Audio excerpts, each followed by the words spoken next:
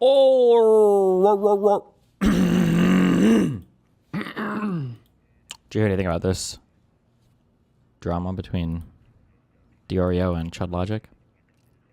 Oh, no, I haven't heard about it. I saw Starlight on Twitter talk about Chud Logic a little bit, but what happened? What happened indeed? Nicholas Diorio? Wait, it's not Starlight. It's Star. Oh, you my head up saying that now. Stardust. Idiot. Stardust. That's idiot. Right, yeah. Check out the nominees for the Tinies. Oh my God. Have you ever heard of the Rurouni Kenshin Samurai X Trust and Betrayal? That little. It's like a 4-part OVA. I know what Rurouni Kenshin is. Oh. Not like the OVA Trust and Betrayal thing. Oh yeah, that. It's really good. Almost worth watching like 2 seasons of Kenshin to watch that. Kenshin? Like the anime is like kind of standard shonen. I mean peak shonen. Well, peak-ish shonen. Okay shonen. Not peak-ish shonen. But that 4-part OVA is really good. I feel like I'm vibing this out completely because I've never seen a single episode of this my entire fucking life. But I feel like that Chainsaw Man movie sounds similar to where people are like, oh yeah, the anime's cooler, but apparently the movie is straight fucking Kino. Really good. Have you seen I watched the anime. I haven't watched the movie. You haven't watched the movie? You need to watch the movie and report back to me. I've heard that this is like one of the most fucking Kino animated things in a while. I saw an anime movie. Oh, it was like 2025. I didn't even hear about this. Really? No, I'll have to check it out. It's got Morning, really good babes. ratings on Crunchyroll. What's up, Dan? Wow. How you doing? What we're doing? Chilling You're out. doing good? Yeah. We're talking about the Chainsaw anime. The animation's really I know- good. The borderline hentai shit is cringe though. Oh. What? Borderland hentai? I know the Rurouni Kenshin, but I never watched it. I just know that when I was a kid, people were watching that. Good contribution, old as Dan. fuck. Wow. Nice. Thanks. Well, it's Thanks old. for that, Dan. Yeah, because you're old, Dan. You're old too. Wait, did you watch Mighty Supreme? Yeah. You really liked it, didn't you? No, I fucking hated it. Well, No, wait, you you do don't- know you that don't he's hate this Jewish, movie? right? I understood that he's Jewish, but I also you know what? I got the exact same vibes as the what's the name of that stupid fucking movie that I also hated that you One also battle hated? after another. Yes, it's the same thing. It's the same fucking movie. Fuck that movie. Damn, for really? the same reasons. Yeah. Okay. I feel like this is the only time in my life, but I think Dan's volume on Discord is actually a bit louder than Mouton's. Why did Mouton get so quiet, guys? I haven't touched my shit, man. Mine might be louder. I can. No. Yours is almost good. They're both Dan's at quiet, 100. but I can turn mine up a little bit. I can't be perfect, huh? It's like, no, Dan, yours is almost okay. I can't just be One second, I'll okay. turn mine up. you know what? I'm gonna do this. I'm just gonna do this. Good. Just turn me up. Oh man, this one hurts.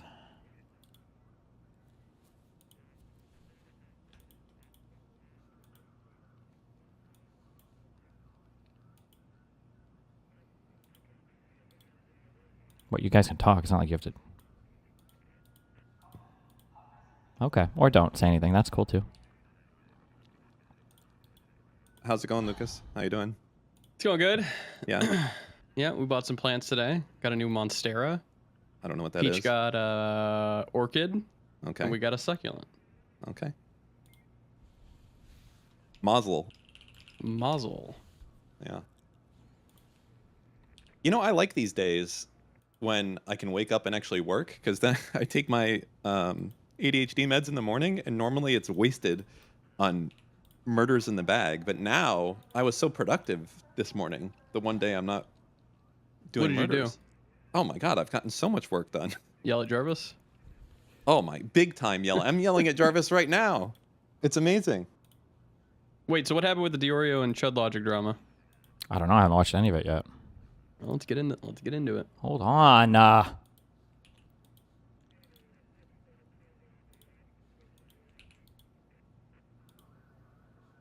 Okay, there. Say something.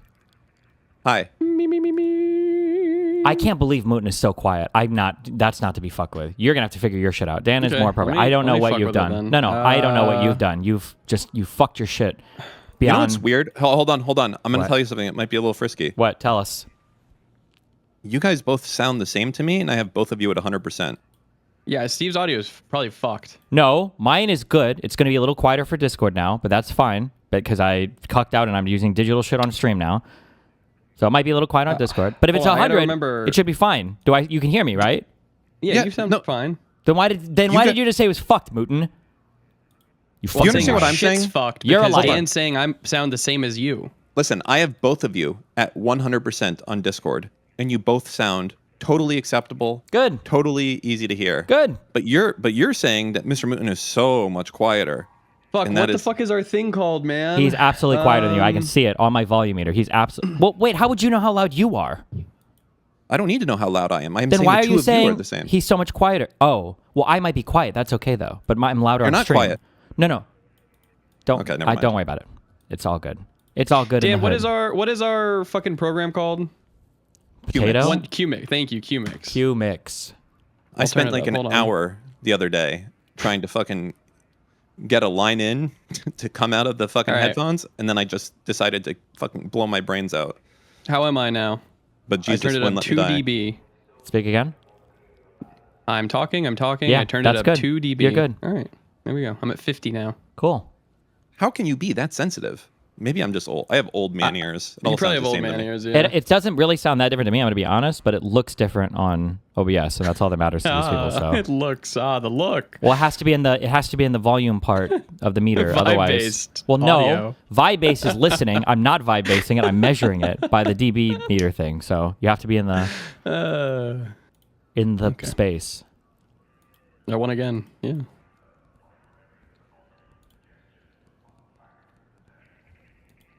Chud and Oreo drama. Also, holy Constantine shit! Prep. Talk about fucking crazy. I don't know why I didn't think about this. I didn't know about this. But one guy brought it up in one of those debates. When you think of iconic British cultural people in the past 3 decades, 5 decades, who do you think of? Hugh Laurie. Think Louis of like Theroux. think singer.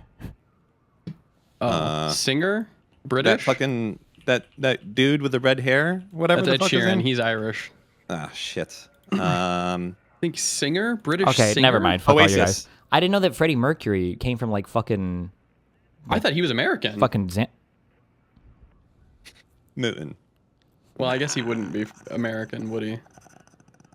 Listen, he's before my fucking time, okay? When he sings, he sounds fucking American. He doesn't sound like a fucking Brit. Okay, that is true, but that's because British accents aren't real, and when everybody sings, they sound American. Okay.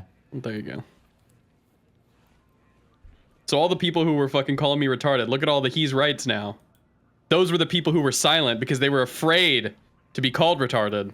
It is weird that guy from The Pit is not English. I don't like it. I don't like it when British people can lose their British accents so easily. I'm playing a Because I think- Midwesterner. Ugh. I know, and I feel like I would have a lot of difficulty doing a very convincing British accent for multiple shows in a row and You not said he's slipping playing up. a Midwesterner? Yeah, he's from Nebraska. How can they lose their accent? No, they're in... Wait, is he from Nebraska? In the show? Because they're in Pittsburgh. What's going on today, Which Moot? You're playing Dan's role right now. Are you okay? They're in Pittsburgh. That's not fucking Nebraska, brother. Yeah. Hold on. Just as a quick thing in America, you know that like when you see somebody in a city, they can be from like another city, right? Well, they don't that's have to why be I'm born making there. sure. Yeah, he's I from didn't remember Nebraska. that he's from That's what I Nebraska. said. He's from Nebraska. Okay. Okay. Well, there we go. He wasn't born in Pittsburgh. Okay, then there we go. Poopy Moot. Poopy Moot. You're pooping, Moot. You're pooping. I'm pooping. I'm pooping right now. I haven't had my... Oh, I didn't have my med. That's the issue. Jesus Christ. We're big pharma backed over here, guys. Give me my depression med. I have Chud Logic, but his VODs are members only. I'm never watching this. The Factorio. Oh wait, I got a guy working on it. Thank God. Yesterday, you considered reading Gorsuch, and I do think it would be a good idea. His opinions basically there's 4 opinion camps in the Boring. ruling. Let's dissect them one by one. Gorsuch is a good writer. I might when I get back from Ley London, I think we're gonna do the Nick Diorio thing. I'll read our Nazi Queens Substack, and then it's more Constantine stuff. I'm hoping, because I'm starting to vibe out UK politics. One thing I'm very careful of is I try not to mix up politics from different regions. So, like, I know I need to learn the UK immigration stuff, the UK political scene. I need to learn that and not just expect that everything from my US stuff will translate over will map onto it one-to-one. But I'm going to be honest, okay? After 6 hours of this, it's starting to look real fucking retarded. I'm going to be honest. But hopefully there's more nuance to things that I'm not understanding. But I'm just trying to like write out like big question. My first big question, I guess, is first of all, Reform UK is absolutely a right or far right. They're further right than the Tories, right? I'm trying to figure out like it seems the to Reform be Party is like they're retarded. Clearly obvious that Nigel Farage failed miserably earlier in his political career related to the I guess like the whole UK Brexit shit. Like I think he's seen as kind of a joke generally. Maybe the right wing view him favorably. Why would you trust that same guy to lead your Reform Party again? And then why would you trust a conservative at all to lead anything when it seems like the last 14 years of conservative premiership and parliamentary, I guess, dominance in the UK seems to have not helped with literally any fucking thing they care about at all. I don't understand that. How? Like, it seems like in every conceivable way, the conservative government failed economically. They failed on the immigration part spectacularly. It seems like year one for the Labour saw a reduction dramatically in a lot of the immigration stuff that the conservatives seemed to or said that they cared about. I'm trying to figure out like what the fuck is the there's got to be some other stuff that I'm just missing or something. I guess I don't know. Maybe when we dig into it a little bit more, because certainly the conservative scene in the UK can't possibly be as retarded as the conservative scene in the United States. Can't you just say the same about what's happening in the US? Yeah, but I've accepted my retarded American brothers. Oh, you gotta accept that the British people are more retarded. Yeah, I'm chill. Just grabbing stuff. This guy. Oh my god, that guy on fucking Wick last night? Wait, knew about my taps? Wait, hold on. No, this spot is really good for loot, and I never see anybody else come here. Oh, yeah, you can actually, you get on the building over here, you can just walk in from the side, you don't have to breach the bottom. It's a good spot. I'll just leave this one dresser and then I'll leave, okay? No, you're good, bro. Wow. Fellow millennial. Oh, because it's Saturday. This is a father of 3 on his day off. Hell the fuck yeah. Okay, sorry, what were you saying?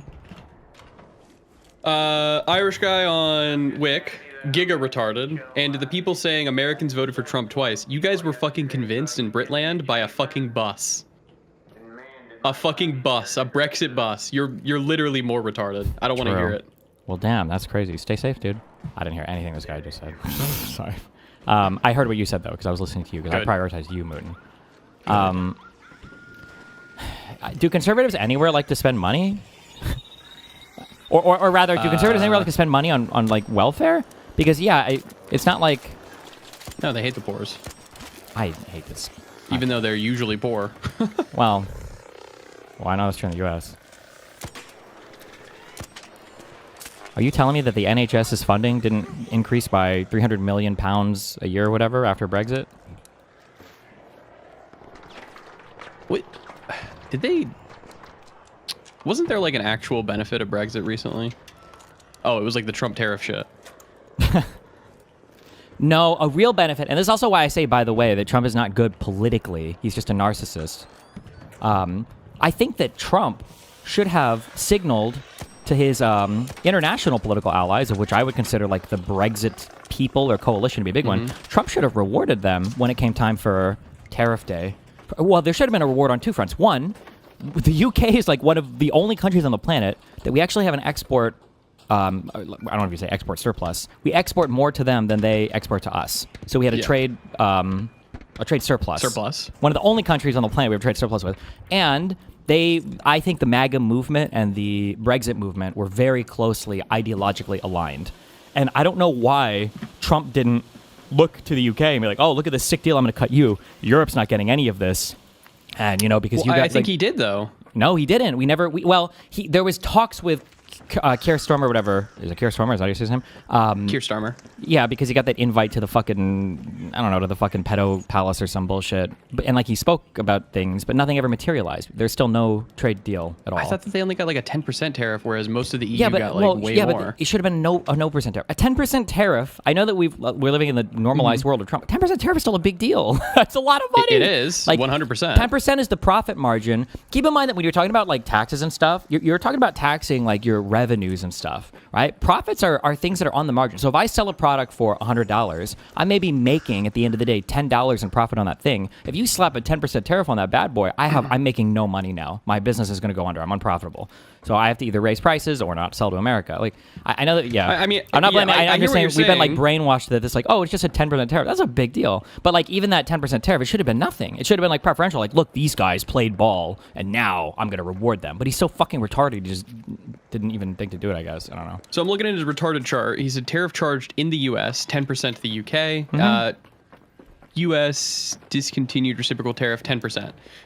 But like, for example, India, he had it at 26%, or Japan 24%. Yeah. So I think the UK did get like a huge benefit. It's just, I hear what you're saying that it should have been lower. Yeah. But they got the lowest. I know, yeah, but like it should have been nothing.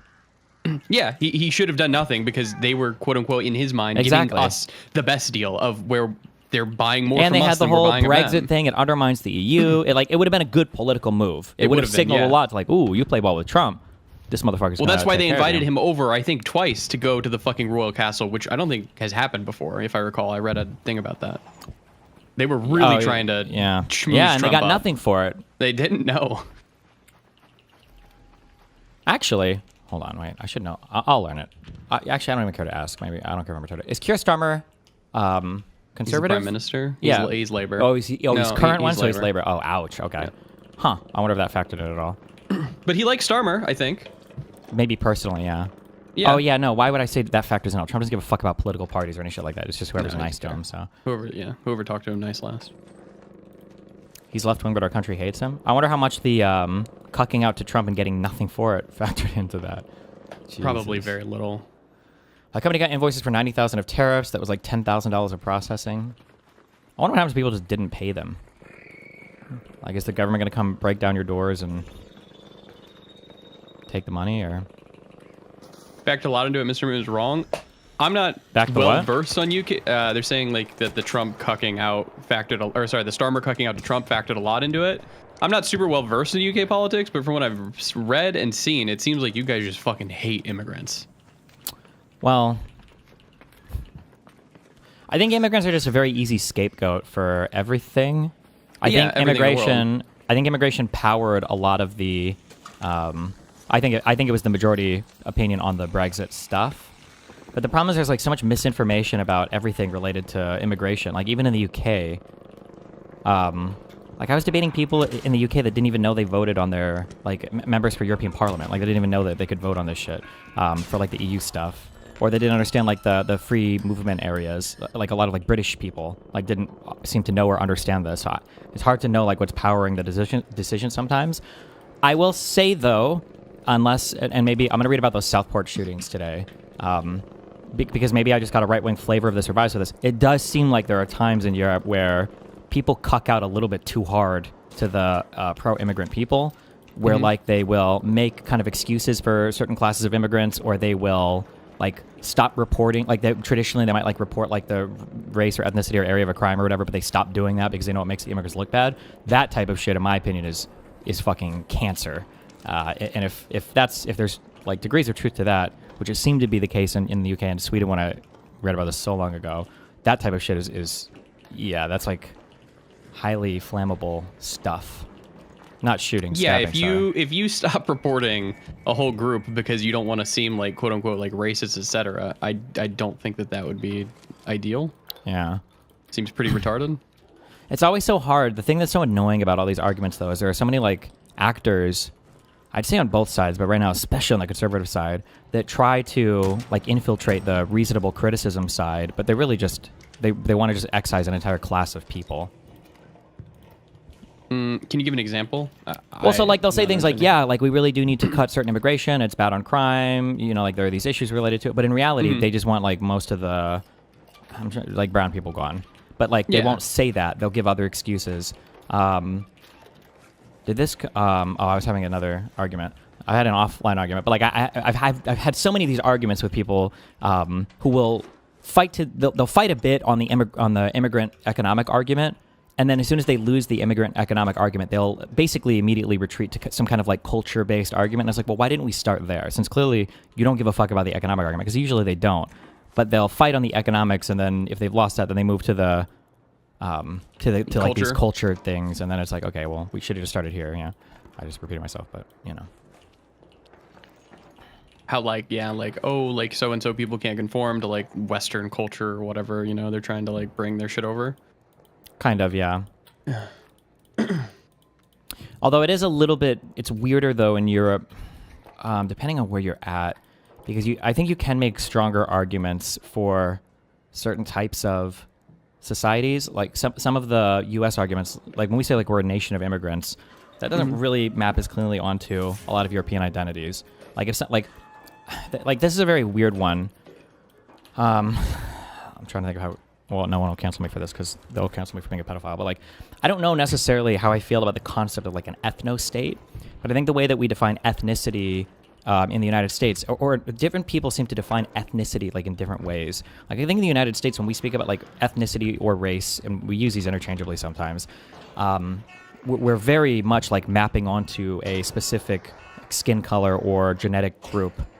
But I think you can have like a broader like ethnic identity of a country that also encompasses like multiple ethnic groups. So like a really great example of this is people will even say that like Israel is like a Jewish ethno-state, or a Jewish, they'll say ethno-supremic state or whatever bullshit. But like the Ashkenazi Jews are quite distant from the Mizrahi Jews, right? The Middle Eastern origin ones. Now, obviously, Jewish people will tell you, well, if you go back 7,000 years, you can trade, blah, blah. But like, these are like, if you looked at these people, if you were American, if you were European, you would say, oh, these are obviously completely different racial / ethnic groups. But there's like a Jewish national ethnicity or whatever. I don't know. Like when somebody says like Japanese want to protect the Japanese identity, I mean, maybe there's some legitimacy to that. That as an American, I just don't see that for America because I don't look at it the same way.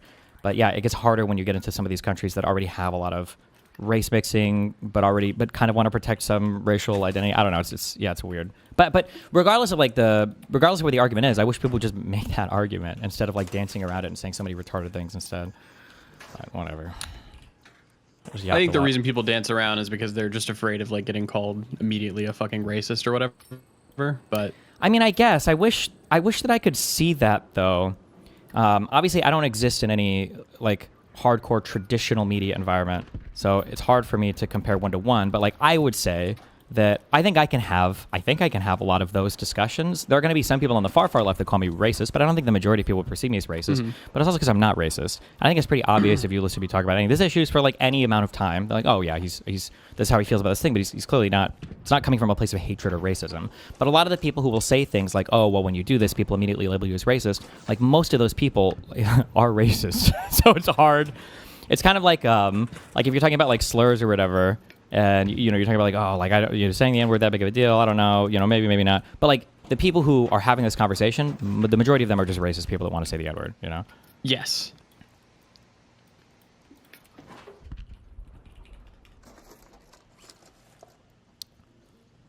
Imagine trying to explain the Rwanda genocide on ethnic lines when you see both of them as black. Yeah, true. Or even like I've seen pictures of like if you see pictures of like Obama visiting, I don't know if it was like Kenya or something. Like he very, very, very clearly stands out. I don't want to say he looks white, but he very clearly stands out compared to all the kids around him.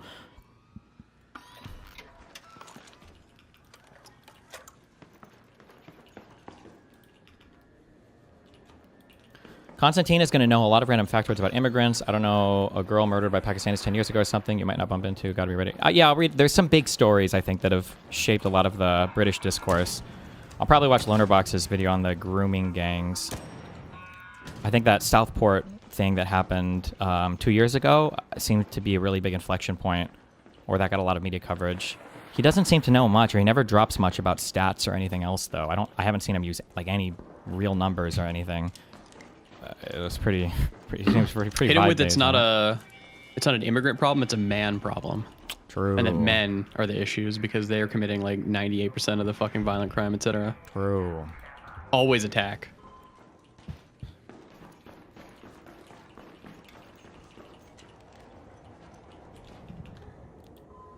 Meet Sargon. Wait, hold on. That Lonerbox video is 5 years old. I don't know if I trust that. I'd have to watch a more recent one. What would a conservative do against that argument? if you just move it from, all right, well, let's take the immigrant side away from it and like base it down on like it's a men thing.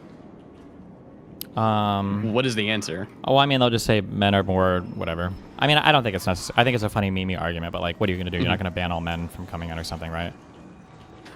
Maybe you should. True. We only take the women. Ugh. I used to make that joke, but people are unironically saying shit like that on Twitter now. It's fucking crazy. Are they? Yeah. Oh my god. Oh, that one disgusting fucking legal mindset. The passport bro the guy. fucking Yeah. People talking about like, oh, we should just ice away all the men and keep the Latina woman and blah blah blah. Yeah, Jesus. Why did you accept a debate about another continent? Well, I don't know how much is going to be UK stuff versus US stuff. A lot of it is going to come back to MAGA and Trump stuff too. But I mean, the UK stuff, it would just be good to learn a little bit more about their political stuff. And Constantine does a lot of US stuff, so, and he gets away with a lot of bad UK stuff because he's over here in the US. And anytime he brings it up, you know, dipshits like Hassan have no idea how to counter it. Also, hold on. Can somebody link me a part of a video? Did Constantine claim in a debate with me? Have I ever debated him? I know I debated Gorka and he was moderating. I don't think I ever debated Constantine, right? Did Constantine ever make this or say this quote of like, I didn't rely on the bank of mom and dad growing up? Was Constantine like Wrench? Wait, you did an interview? When did I interview Constantine? Constantine Destiny. Constantine Kissin? This guy? Yeah. You were on their show. Oh, this would have been years ago, right? Like back when I thought they were just centrist. Or this is when I was playing nice with conservatives. Oh God. Ah, fuck. I can't believe I did that. But this was like 4 years ago. I don't think he was even that popular back then. Like I don't think his name was even known that much. They just were trigonometry or whatever. I think. How long ago was this? At age 11, Constantine was sent to the UK. Nope, alone it's the to most attend interactive thing. college boarding school. 3 years Where he was ago. bullied for being a foreigner. Cooked. Well, because I'm pretty sure. First of all, I know for a fact he came to the UK insanely fucking loaded. And I'm pretty sure his dad was like I'm pretty sure he was one of the early looters in the post-Soviet Russian country in the first couple of years. Like I think he served stole as Russian Federation's deputy minister for cooperation. Yeah, I think he stole millions of dollars, shipped it off to the UK, and then got like exiled from the country or whatever as a result. And until he was dismissed in 1996 over allegations of large-scale tax evasion between 1992 and 1995. But somebody said that he mentioned this quote, like the bank of mom and dad. I don't know where that quote comes from.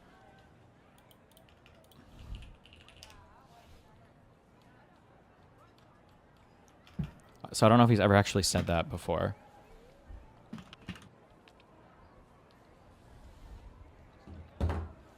Sounds like a typical ex-Soviet. The vibe I have on post 91, like the early Russia stuff, was that some of the people that are very big capitalism haters or whatever talk about the after the fall of the Iron Curtain, there was a lot of looting that went on in that country by big capitalists that would come in and basically just scam, steal, use oligarchs to like basically loot a lot of the country. I don't know how true that is. I've heard that said in the past. But there was there's a Russian interview. There's an interview he gives in Russian. The verbiage he uses, I just think is a little bit wild, given the Расскажи, time как ты period. оказался в Англии. But maybe it's not as big a deal. I don't know. I might dig more into this. We'll see. But Много рассказывал об этом в своих интервью, у себя на подкасте. Расскажи коротко для нашей аудитории. Если очень коротко, in the wild 1990s, my father with his mates managed to make some money in the emerging Russian economy. в лихих 90-х мы that's a участвовали quote. и в That's a good way to say it. Yeah, my dad правильно stole a bunch of fucking money. Problem? It was a wild time. And the interviewer presses him a bit on it. What do you mean by that? And eventually, he brings up that his dad got, I guess, kicked out of his position as the banking minister guy or whatever. But then he just says, "Oh, I don't know. I never talked to my I never really talked to my dad much about it. Have you ever asked your father about it? He told me they were doing business with Secret Services, but he never told me that they were sending the money abroad. So what kind of business do they have with the Secret Services? It's an interesting question. He never told me about it. I haven't asked him. I'm not sure. I don't know about that one. I feel like I try not to go. I don't attack things unless people put them out as evidence. But he brings up the fact that they immigrated the right way and that they were good immigrants, and they say this kind of stuff a lot. But I feel like there's a line of questioning that starts with, do you think that people that are committing certain crimes in their base countries maybe shouldn't be allowed to immigrate to other countries, like if they were rapists, murderers, thieves? I'm pretty sure he would agree to that. And then I can hit him with then do you think you guys really were good immigrants? Shouldn't you have been forbade from coming to the United Kingdom?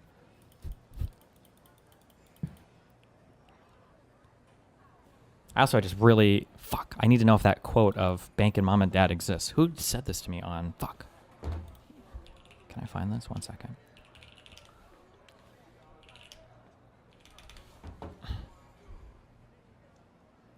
So does it really come down to nepotism? I don't know, bro. So all these people are have insanely wealthy backgrounds. It's a little bit irritating. I feel like an outsider. I need... How much did mommy and daddy give you? Exactly. Where's my fucking generational wealth backing me and then pretending that I'm I'm just a poor boy. Jesus. From a poor family.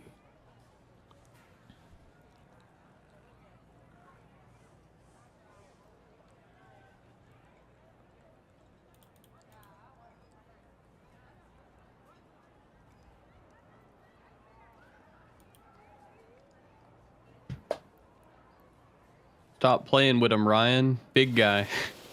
Big guy. Pants okay. Okay. What is this? Chud logic. Not here. The VOD got taken down. Wait, the VOD?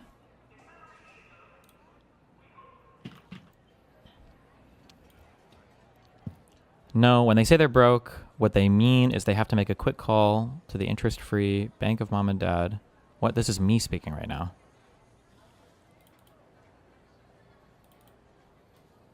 And then I was a stand-up comedian. In both those jobs, I earned a decent living, but no more. I'm a first-generation immigrant whose parents don't live here, who are not wealthy. So I didn't have the bank of mom and dad. I didn't have anything by way of help in any way.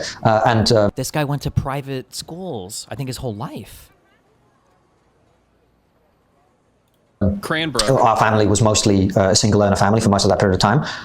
My wife and I bought our first tiny little flat an hour outside of London when we were both in our mid-30s. The bank of mom and dad. He got shipped to the fucking UK to go to school. Of course he's fucking rich. Well, his whole family fled, or I guess moved to. I don't know if they got exiled or not. I should look that up. But I think they all moved to the UK. Are you seeing my top or bottom monitor right now? Wait, am I showing anything? None of them. Good. Okay, your t-shirt thing comes up way too often. It's like every 2 minutes. I think I've said every 4 minutes or 5 minutes. Is that too often? I think so. I think every 15. That's usually... Well, some of us over here are demonetized on YouTube, so we got to make money. Okay, sorry. Oh, that's true. Yeah, you're right. Oh, I can't wait to see my legal bill this month. It's going to be so small. What should happen is if somebody buys a shirt, the timer goes up. True.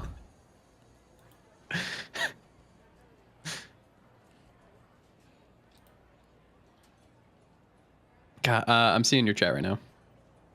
Okay. That'd be so funny. The longer it waits, it just gets bigger and bigger.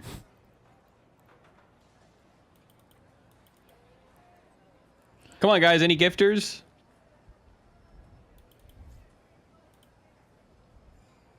No, none.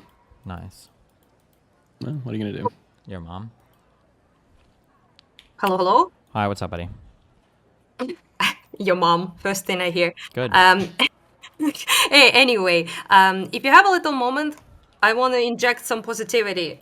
And thanks to DGG and everyone who participated in the big fundraiser we all just finished. Okay, I guess. Go ahead, inject some positivity. You guess. I guess, see. Hello. I guess. Oh, Mouton, I think. Hello. Hello. It says not Mouton, so I'm confused. Well, I gotta have it not Mouton because Steve says a lot of crazy things, and I don't want to, be associated with him. So if Be somebody says he associated was in the call with me, I you can say, relate. that wasn't me. I relate. Yeah. That's not me. Association with Steven is sometimes quite, a thing. Anyway, point is, I just was on Loner Box's stream talking about like my documentary and stuff like that, and then his person from his community called Mina appeared, and she suggested we do this like warm hugs for Ukraine fundraiser to help with the people with the freezing and no electricity, no warmth, not anything, like this whole disaster. So I said yes, like why not, we can do that. And a bunch of communities participated, Loner Box's community, Connor from Counterpoints, who got banned on Twitter apparently. I can't talk with him. Anyway, and Wick TV, a bunch of other people. Like Kalinda, I don't know if you know, she's a small YouTuber. And a bunch of people basically. And they were all like, okay, we're doing this fundraiser. And they said 20 days is the time when it ends. And I'm like, you just don't know DGG, do you? And they were like, what do you mean? I was like, they're gonna close it in like 2 days. Like, what are you on about? So they didn't really believe me, I think, that much. But, ta-da, they obviously did. So thank you, everyone. Nice. It's closed. Yeah, I'm currently buying stuff already. I also convinced everyone not to deliver anything from Germany because it will take a bajillion years, and March is about to happen, so the cold is now. It's not gonna be here like in April or May, so we should try to do it as fast as possible. So I already ordered the power station. I already ordered thermal wear for the soldiers, and also dry showers and heat patches. And I'm gonna do 50 boxes for the soldiers plus the power station, and then I'm gonna do 60 boxes for civilians, 30 for elderly, 30 for families, with other stuff there that is more useful for the civilians. Very nice, very cool. And absolutely based. That's the positivity. So I will post all the receipts as usual on Reddit, Twitter, Blue Sky, whatever the fuck else. And then I also talked with Leonid today, who's a commander of 113 Brigade, who I plan to deliver stuff to. And he was extremely hyped and said thank you to everyone who participated because they just created a new unit.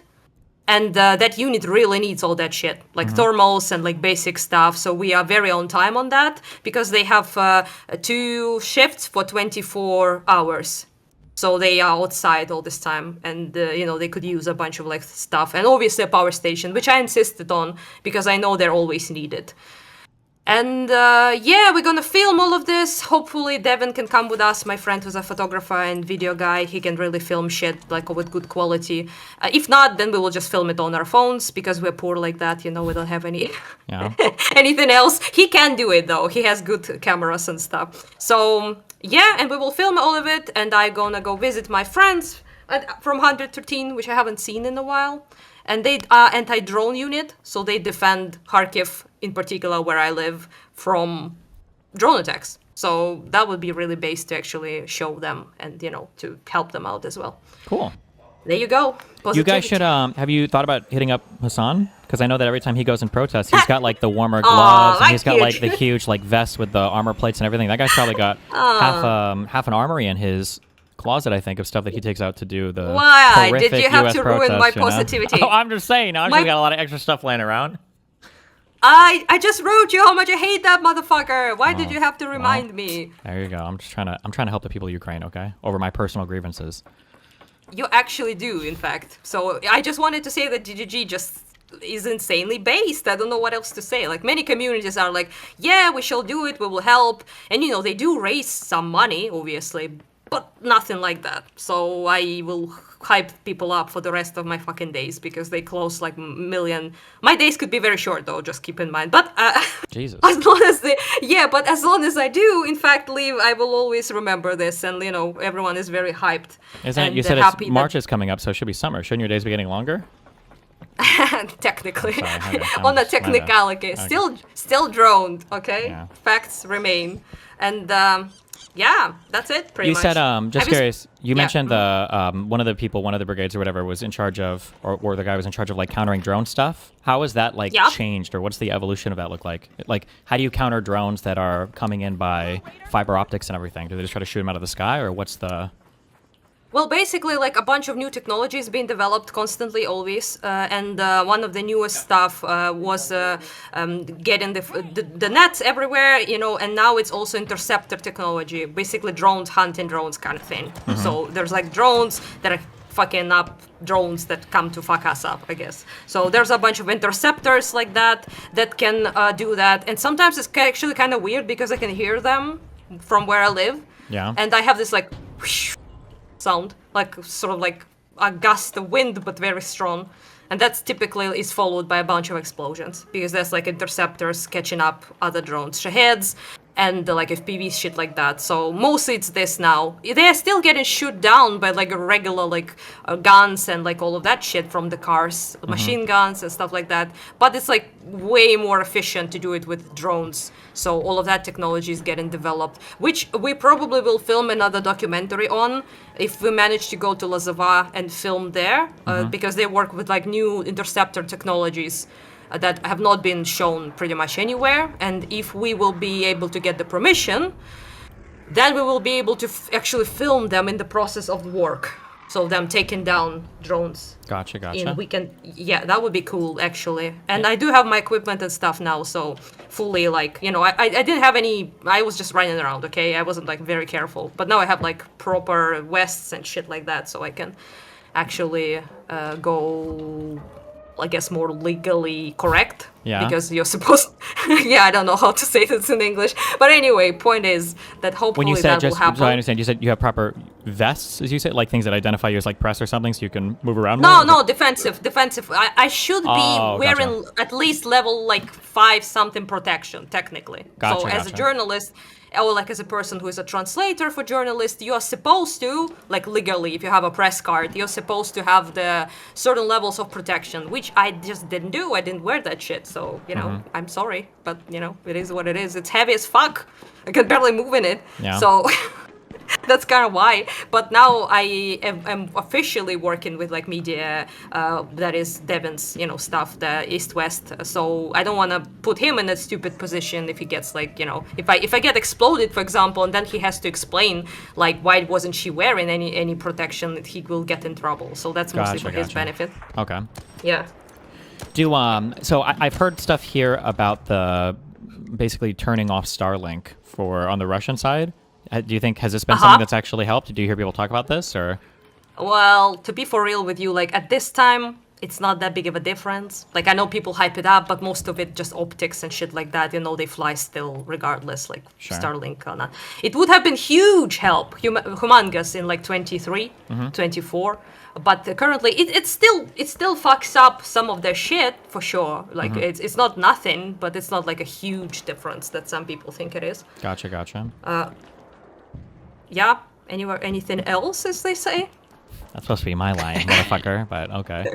I mean, sorry. I feel good about it, though. I can't lie. It was a good opportunity to use it. Okay. Anyway, not that freezing has been shit. I hate it so much. I knew the winter would suck ass after Trump was elected, so it's not a surprise. Oh, yeah, But wait, I guess... know- For your major Yeah. cities that are in the east, or maybe even for like here, does Kiev have power, like reliable power, 24/7? Nope, I don't. Nothing. Fuck all. Not even Kiev does, or Kiev. Sorry. Kiev is the worst. Kiev is the It's worst. like the worst. Yes, because it get the most attacks in hidden stations. Power stations have been destroyed entirely this year.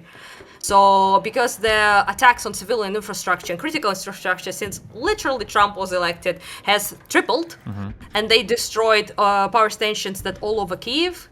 Kiev is now connected only to like Dnipro station that works for both Dnipro region and Kiev, and Kiev has the most population right now for obvious reasons, you know, and that's because of that, like half the city has nothing, like no heating, no electricity. When I was there during the premiere of our film, I had electricity for 2 hours in 24 hours.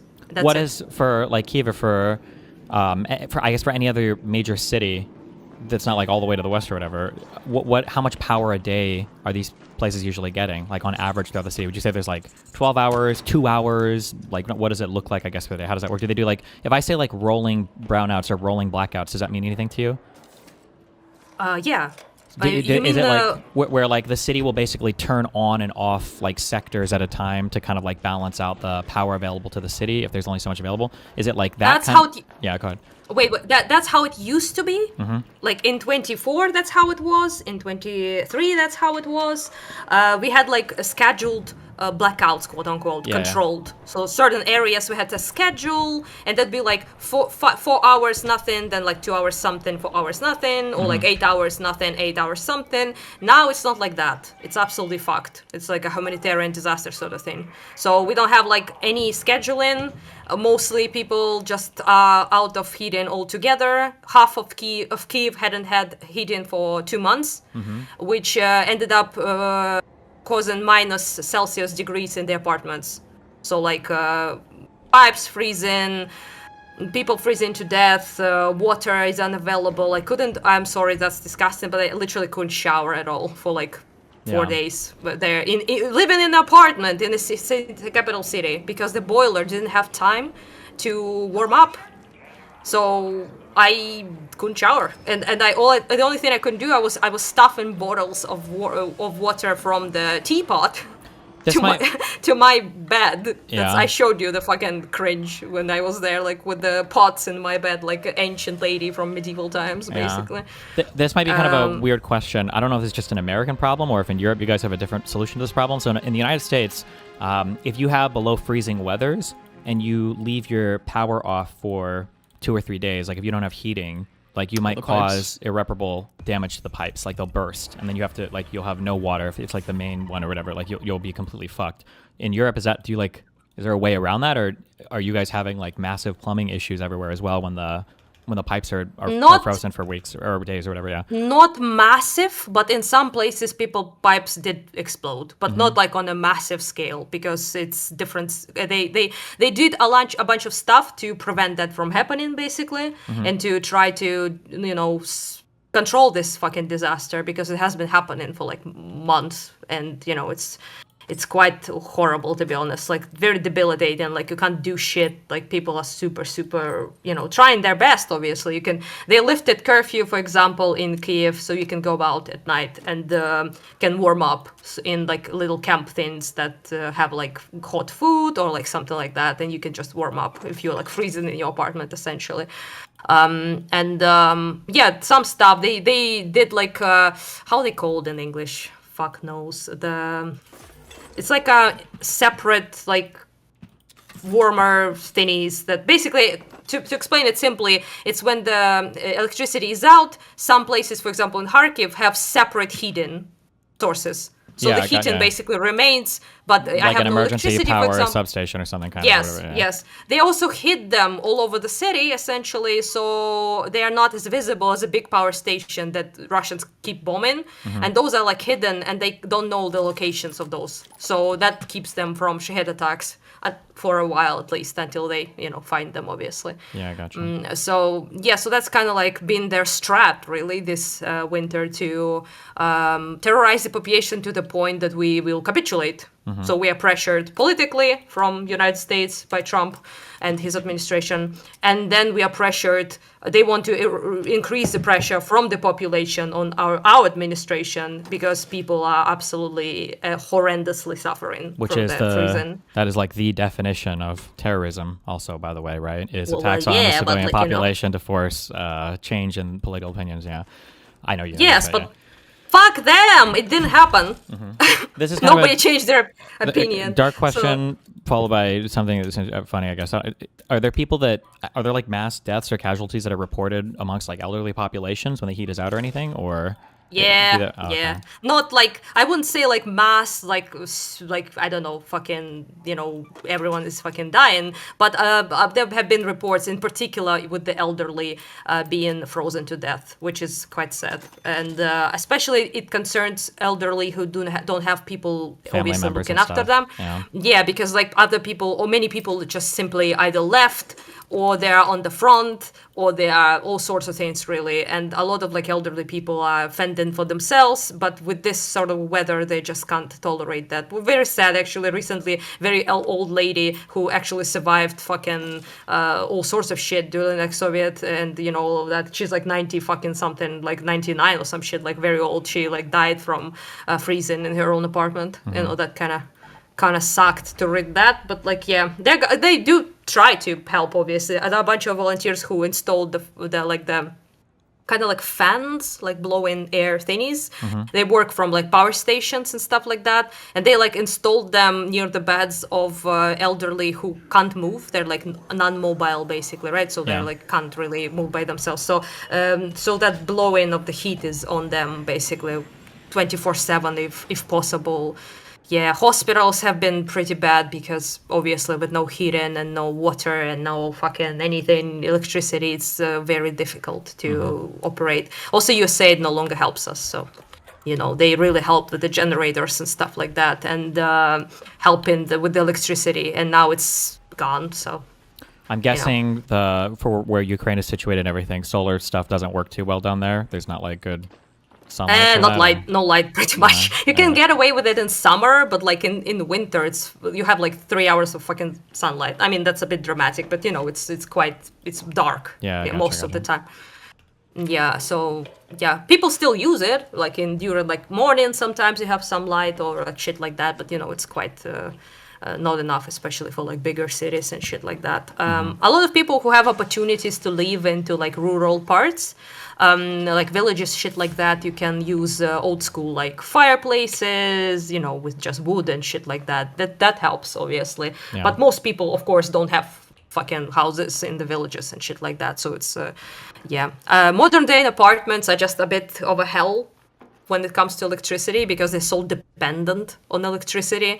I have like, for example, a gas stove, which is base fuck for me because I can like cook when there's no electricity. I can warm up my like tea and stuff like that and have like hot water that way at least. But because I have gas to do it. And most people just have straight up electricity, especially in Kyiv, which makes you completely fucking useless. You can't cook, you can't anything. Yeah. So it's a bit of a disaster. So we're trying to help out with that, buying like people some power banks that they can use to charge shit up, buying containers for food. When you say like power banks, and then before you talked about getting those guys a power station, are these just like big batteries that you're charging when the grid is on, or are these things like also like generators that you're putting gas into, or? No, they're charged like big batteries essentially, but generators with gas and shit like that, or like gasoline stuff like that, people use outside of, not inside. It's dangerous to use them inside. They like explode and all sorts of shit. And but they are used for shops. For example, almost all like shops and drugstores and all sorts of shit have generators outside, because that's basically what other countries mostly provided us. And the USA, things like that, not this year, but like, before, that the generators use, for example, in Kyiv, when we would get up, the curfew ends and you like run outside because it's cold as shit and you want to like go outside as fast as possible because on the streets it's actually warmer because you're moving. Yeah. So we went out and we immediately went to some cafe shop or like a bar, some place that can get us hot food, and they all work on generators. So that's the kind of generators you mean, I imagine. Yeah, gotcha. I had one other question. Fuck, I don't remember what it was though. Oh no, it was the question about the generators. Well, damn. Well, okay. Now it's my turn. Anything else? Oh wait, you mentioned before, and I'd heard this. You're the first person I've heard mention. Oh wait, actually, do you know what have you heard the term, or do you know the term waiter? Oh, yeah. Like, you mean the fuckers who wait for Russians, or like? Yeah, are they still a thing, or are those people all dead or gone, or changed their mind, or Dylan? Dylan told me about these people that would like I guess like when villages would start to get taken over, or when people would get pushed out, they would still. There were just people that would just stay in their homes in the villages, either waiting for Ukrainian soldiers to push back or waiting for Russian soldiers to take over, and they wouldn't care. And there were some people, some Ukrainians, that would still try to like make a journey out to deliver these people food or whatever. But obviously, there were people who were complaining was like, what a waste of resources these people could leave. It's not That's like they're me. like, okay, yeah. Yeah, it's not I'm like complaining. they're not like sick and stuck there. They just are either apathetic or don't care or whatever. But Yeah, fuck that. Anyway, yeah, we talked with you about it way back when Dylan did that video. I told you that I'm friends with Dylan, obviously, but I wasn't like too hyped about that whole story, to be honest. Like, that's his business, whatever the fuck he films, obviously. I have absolutely no say in it, and neither should I.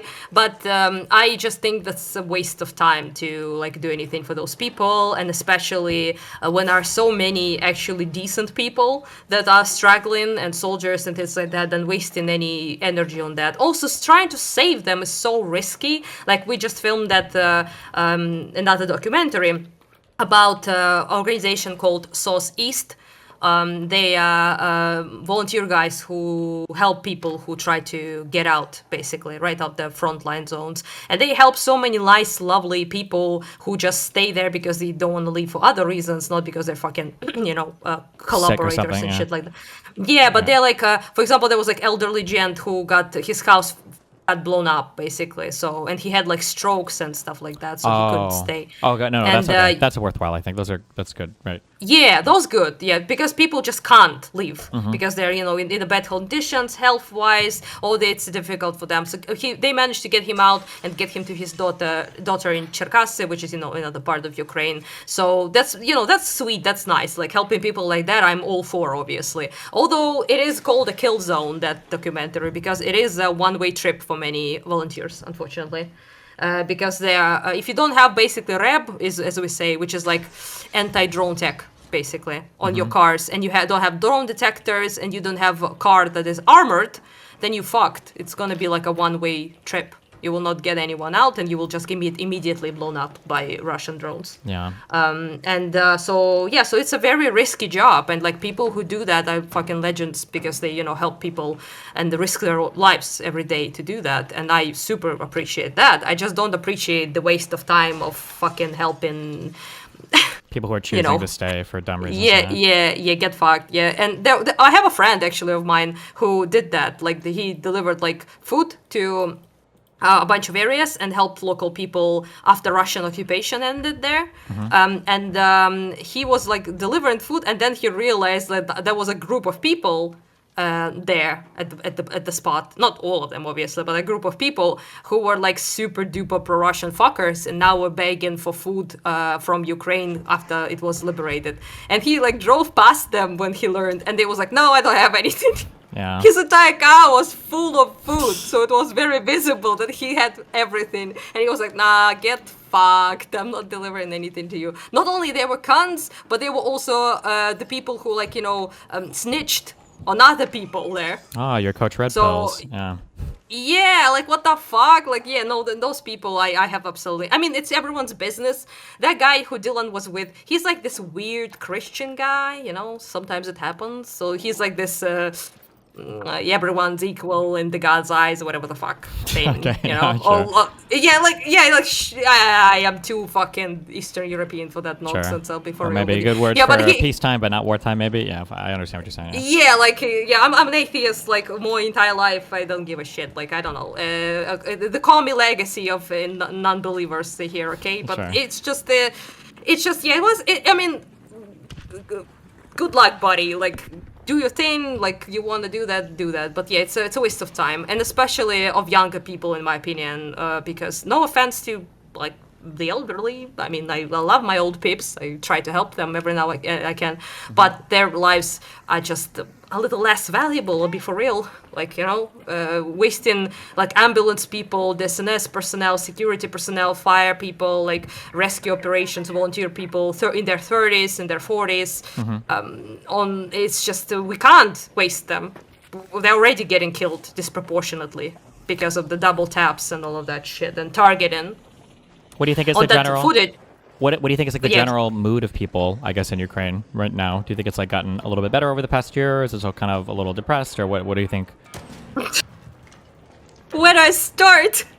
Like everyone was so mad at you at the United States right now. Yeah, that's both upsetting. Or not? But I meant general vibe for like how I guess overall like in terms of in the conflict. I imagine everybody fucking hates the U.S. That's warranted. So I just meant Yes. like yeah. You mean in the war? Yeah. Well, people like are very. It's kind of connected a little bit because all of that like capitulation enforcement annoys people. Obviously, it makes everyone anxious. That was something I was very afraid. I told you when Trump got in power, I was super terrified that our government would not represent our interests perfectly. That they will cave in, you know. And Do you think, was yeah. So I've kind of watched Zelensky go back and forth. I know that there are people who want to see like any European leader, not just Zelensky, but literally any European leader say, you know, fuck you, Trump, we hate you, fuck you. But then obviously you have to balance out the interests of your country, especially for Ukraine. Do you think Zelensky's done a decent job at navigating that? Do you think he's kind of capitulated too much? Like, how do you feel about, I guess, overall his, and what do you think most people feel about?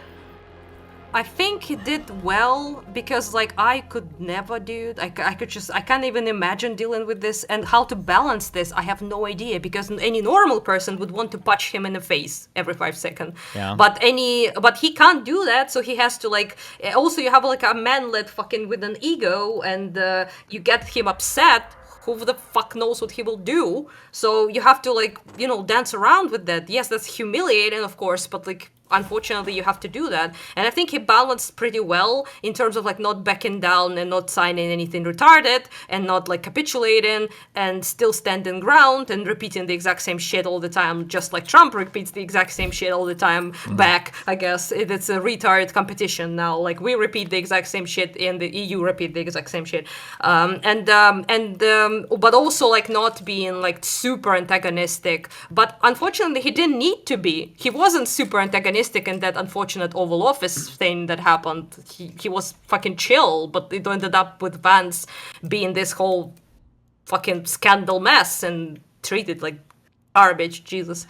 Anyway, so you have to like, you know, I don't know. I can't judge. I'll be for real. I don't know how you're supposed to operate in a crazy environment like that with actual fucking clowns.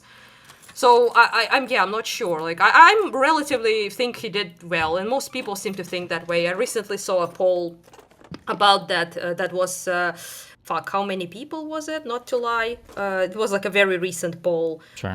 I think something like 68 or 69% of people in Ukraine think he did a good job, and like he should continue. Like 70 something said he should continue negotiating on our behalf, basically. So they're like happy with his efforts. So I found it. It's Gallup thing, I think, or Ipsos, something like that. They did. How soon do you think the wait. Do you agree or disagree that Volodymyr Zelensky is the right person to conduct negotiations with representatives, blah, blah, blah, you know, shit like that. And 70% of people, 50% of people strongly agreed and tend to agree like up to 75 or some shit like that. You know, so most people seems to be happy with the efforts, basically. And most people think he's doing a good job as a president. Still, which is above like around 70 as well, like 69, not like 68, something like that. So decent enough. I was worried that people would be beaten down by this whole attacking of the power, energy and stuff like that, you know, because it's difficult, genuinely, like difficult to deal with. For basic questions about your political system, do you guys vote for your president directly, or is that like a prime minister that comes in you do? Okay. How often are you supposed to vote for your new one? Well, it's like 4 years, I think. Every 4 years? But it's not happening now, obviously, because of the, Are there any people, or is there any conversation inside Ukraine about, obviously, not in the same, like, I know outside the United States, people would run that line of like, oh, it's not a democracy because they didn't elect Zelensky. Oh, yeah. I know that. But are there ever people in Ukraine who ever think like, wow, like, if this war keeps going on and on, Zelensky might be president for 8 years, 9 years, 10 years or something? Is that ever like a thought, or do people not really care? They're not really thinking about it? Honestly, no. Like nobody sees like most people just don't think that's something anyone would want. You know? Okay. Honestly, like, I don't think even it's not something people discuss. Nobody is concerned that if the war ends somehow, which we are concerned that it's not gonna end. That's the concern with the war, right? But like nobody is like super concerned about the shift of power that because nobody thinks that there will be no elections or no democratic or stuff after that. It's just no reason to think that. So yeah, the exact same poll that I just read about, I think also asked about the fucking like election stuff because Americans use that as a talking point quite a bit, especially like Trumpist people picked it up, I think. And there was like, how soon do you think presidential and parliamentary elections should be held in Ukraine? I can actually send you this thing. And most people said not until the war formally ends. And a bunch of people said not until the proper ceasefire is established. So most people are reasonable. They're not like insane. They don't think we should do it now because it's doesn't make sense to do. Yeah. I have sent you, I think, the post on like in DM if you want to see that poll. Although I think it's like in this. They named it, by the way, polls Trump would kill for. That's true. Yeah. That's petty. I like it.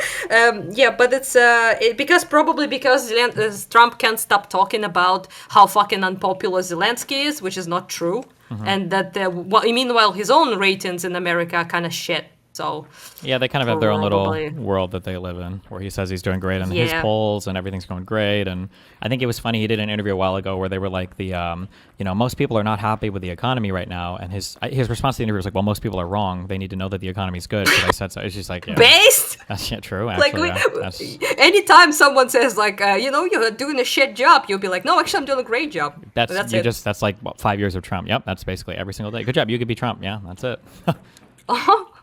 Not that difficult, to be honest. That's a pretty easy strat. It always works, Yeah, true. And you have like a bunch of retards who are your followers essentially, and then they will just agree with you whatever the fuck you say. So there you go. Have been there any like fucking arrests or like I don't know investigations with all the pedo shit like Epstein shit in the United States, or like nobody gives a fuck? I don't understand. Not really, no, but they're probably.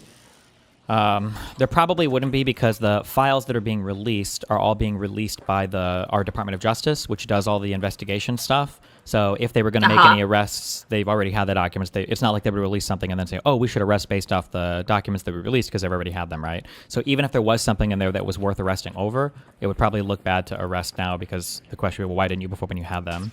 I think the only thing that could come from those in terms of arrests would be other countries that have information that now that they see maybe our investigative stuff released publicly, maybe they can do something to somebody in their country because they know that now that they were doing something bad, maybe like combined with information that the U.S. didn't have. But otherwise, yeah, I don't think there are going to be any arrests or anything based on the releases of these.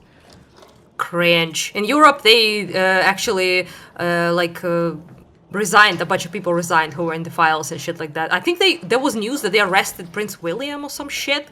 Yeah, although I think that had to do with his time as it had to do with some trade, or I don't remember something. It wasn't. I don't think it was related to the Epstein files, or maybe it was something that came out of the Epstein files that had to relate to his job, but not like fucking kids or anything. It was something abusing his powers. Probably, yeah. But there was like this guy that is now investigated, Norwegian guy who was like in Russia, implicated basically by Russian connections there pretty hard. And that stuff could probably be more of a, I guess, implication than anything else. But yeah, it's just so fucking weird, dude. Especially for those like I just know that I learned recently that so many people are fucking obsessed with the pedo shit in the United States. Like, man, everybody. Yeah, if you watch any YouTubers, everybody's a pedophile. If you watch any news, all the episodes, everything's a pedophile. Yeah, everybody. They think in the U.S. we have this like very obsessive idea that the entire world is ran by like wealthy billionaire political pedophiles and everybody. Yeah. Well, hey, listen, you might believe it too. Listen, you got the dyed hair, so maybe that's your belief system as well. But I tend to think that not every single billionaire wants to fuck kids. But hey, who knows? I don't think so. I'm just saying that apparently, like, the same people who are obsessed with that shit are now pretending that the files don't exist. It's True! Like, and that's the only reason why I'm okay with it being pushed, because these motherfuckers obsessed with this shit for years, and now that it's coming out and there are people in it that they don't like that are in it, they're like, well, I don't think this matters anymore. It's like, oh, nah, fuck you. You know what? Yeah. They're like unironically now wrong pedophiles. They're like, they wanted other people to be like the pedophiles, I guess. Basically. I heard they wanted the Dems too. Oh yeah, like Hillary shit. I laughed so hard, but it was actually real apparently. Like many people believed in that shit. I mean, this was a real theory. That Wait, believed was, in like, what stuff? Pizza something like pizza cringe. Pizzagate. When you say Yeah, what? to be clear, when you say people believed in that, the whole QAnon Pizzagate stuff, that was the foundation for the MAGA movement. Like that Oh my whole God. conspiratorial thing, that's what grew out of, or growing out of that was a large portion of the MAGA movement. I don't know if you guys, I don't know how much domestic politics, well, people around the world get way too much U.S. domestic politics, even if you don't want them. Oh But, yeah, I want nothing of it, to be honest, but I the- get something. Trump's insertion point into like our big political discourse in like 2016 was him claiming that Barack Obama, we call these people birthers, but he claimed that Barack Obama was actually born in Kenya and that there was like a deep state that was hiding his real birth certificate and he wasn't even a U.S. citizen. So that if he was born somewhere else, he can't be president of the United States. So that was his huge talking point. And I don't mean like he tweeted about it once. I mean, he talked about this, he obsessed over this for months about him releasing the real birth certificate and everything. So yeah, Trump's always been like a loony conspiratorial fuck. And that played nicely into the whole QAnon stuff and everything else. And a lot of your big early MAGA people, like your Marjorie Taylor Greens, if you look at their early Facebook posts, like these, That one is famous in Ukraine. yeah, but she was Facebook posting about like when there were a bunch of wildfires in Hawaii, people were speculating that like Laser, Oprah the was fucking working laser with queen. Jewish space lasers, and that a lot of Yes. the acclimate weather in the South, like a lot of the hurricanes were being caused by Jewish weather machines, and weather manipulation is real and all that. And it's like, yeah, unfortunately. Yeah, that was so epic. I mean, Yeah. until you know that they're in the actual government, then Yeah. it's certainly not that epic. But like, if they were like just a bunch of retarded people, couldn't deal with His family's the Russian. He Jewish can't space. handle it. Yeah. No, I'm just kidding. I see. Yeah. Yeah. It's just that. Yeah, it's just so fucking strange to even think about those people, like that they're actually in power now. Like the people used to laugh at those people back in the day. There was like absolute, like, deranged lunatics, who cares, right? Yeah. But now the deranged lunatics are half the fucking government apparently. So I'm not And it's sure funny because how like funny. both sides of us laugh at each other for the exact opposite reason. Because like we're laughing at them where it's like, you guys are absolutely fucking crazy, and now you're running the government, and they're looking at us like, huh, you thought we were crazy, and now we're running the government. It's like, well, fuck me, I guess. Like, Jesus. Yeah. I guess. Yeah, the Marjorie Taylor Greene is so funny though. Like, I never thought I'd live the day when people in my country would protest with Marjorie Taylor Greene, fuck you, Marjorie Taylor Greene things. It was funny. Yeah, it was. It was about this like law that we protested when it was our like government tried to pass the shit ass law basically about the anti-corruption bureaus becoming not independent anymore, which was absolute garbage shit. Like nobody obviously stand for that. It was a violation of like basically everything we stand for. So people went during war, by the way, mass protested, like went outside, protested that shit, blocked all sorts of shit, and the government didn't pass it. So yeah, and there were Marjorie Taylor Greene used that opportunity when that was happening to pretend that we were protesting Zelensky's government altogether because we wanted to capitulate. So because we didn't want war, basically, is what she said on her like, and actually people protested because they didn't like the law. And they wanted for it to not be passed. And people saw that, and it became like super viral. And there were a bunch of people in like Kharkiv, Kiev, Odessa, all sorts of places protesting with like "fuck you, Marjorie Greene." I saw them like with my actual eyes. I was like, oh my god, that's Marjorie Taylor Greene. It was an overlap of my internet life and my real life. Yeah. I was like, why does it overlap? It's so uncomfortable. Like, Who would have known? Since 2014, the CIA is still there, I guess, causing protests and stuff. And now they were targeting MTG. It's so horrible, yeah. I just kind of like that it doesn't overlap because nobody in my actual life knows what the fuck is going on, like what the fuck I'm doing, don't know people I talk to at all, and I kind of like it that way, honestly. The only thing that got like sort of viral was the Piers Morgan thing, and that got like on United 24, which is Kiev, big Ukrainian news outlet basically, and people saw like me there doing, and they translated it as well. There's a language barrier, of course, as well, because like if I do something like in English somewhere, most people don't get it, so don't get it on their news and stuff like that, and. Yeah, but that was very fun because people recognized me from that, and a bunch of soldiers were like, "You dated that?" Fuck, I don't think I can say this word. It's very not tolerant and progressive. Okay. The F one? It's basically that Okay, one. the gay That Russian this word Yeah. essentially, right? And that was like it was about that Horton guy who's pro-Russian guy in the United States. He's like libertarian something. I don't know if they are a thing. Libertarians, they seem to be always fucking be some pro-Russian hacks. Anyway, I debated that guy there, and was like Cenk as well there, but he didn't do like much. But there was like this, he was just like, the corporations, and I was like, it's my fucking god, annoying, the yeah. fuck that's to anything. That guy basically, military-industrial complex, that guy. Anyway, and the other guy was actually doing like Russian propaganda, which word for word, just in English, and I was like, oh, that's my guy, so I concentrated on that guy. The most I could. I was nervous though because I was just a random ass girl, Yeah. There was like a bunch of big dudes there and like me, so I wasn't really. And that was like based as general at the end, who was on my side, but that he appeared like Batman basically at the end. Yeah. So yeah, that was fun. But people recognize me for that, I think. But other than that, I really like that my life doesn't overlap at all with like actual stuff, because mostly it's volunteer effort. So people know me for that here, for journalism and volunteer shit and deliverance stuff and all of that. But not my fucking lactoid debates. Holy fuck! I don't want anyone to see that. Okay, nobody should see that. Yeah. I don't like people seeing my Lactoid debates. Yeah. Ugh. Horrible conversation. Ew, my god. This is a random question. Wait, have you ever heard of the game StarCraft? Yeah, but I never played it, but I know it exists, yeah. Do you know a guy called White Raw? That's his online name? No. No, okay, never mind. He is an ex StarCraft 2 professional gamer. Alexi, I think might be his name. That doesn't help at all, because I'm pretty sure half the people in your country are named Alexi or Vladimir or whatever. Or no, yeah. Yeah, Is Vladimir he is Russian, like your or? guy. No, I think he's Ukrainian, but Oh. yeah, I'm pretty sure he's Ukrainian. I kind of feel bad because he spoke a lot about issues in Ukraine in 2014, but I didn't know or give a fuck. I was a StarCraft 2 kid, I guess, yeah. So, but okay, yeah. It's something you played as well, yeah? Yeah, that was my background in programming, yeah. Yeah, we made a huge mistake. I went out drinking with those guys one time, and then never again. All Eastern Europeans Got were fucked. completely off limits for that shit. Jesus. We trained our new Americans here, okay? They become trained. We train their livers, and it's all good now. They can drink and stuff like that. But it takes a while. I don't think Dylan will be able to be for real. Like, I don't think he can, ever train himself. Let's put it that way. But other people, sometimes they can, yes. But you also, it's not really, needed, of course. Sometimes soldiers will just kind of try to get people drunk for fun. Sure. So I try to defend them as much as I can, because I don't want them to be shit-faced. And it's problem with the people though, with many foreigners, that they just start vomiting all over the place, and that's shit. Like, nobody wants to deal with that, because here people just you just don't vomit that much because you're used to it, and your liver gave up.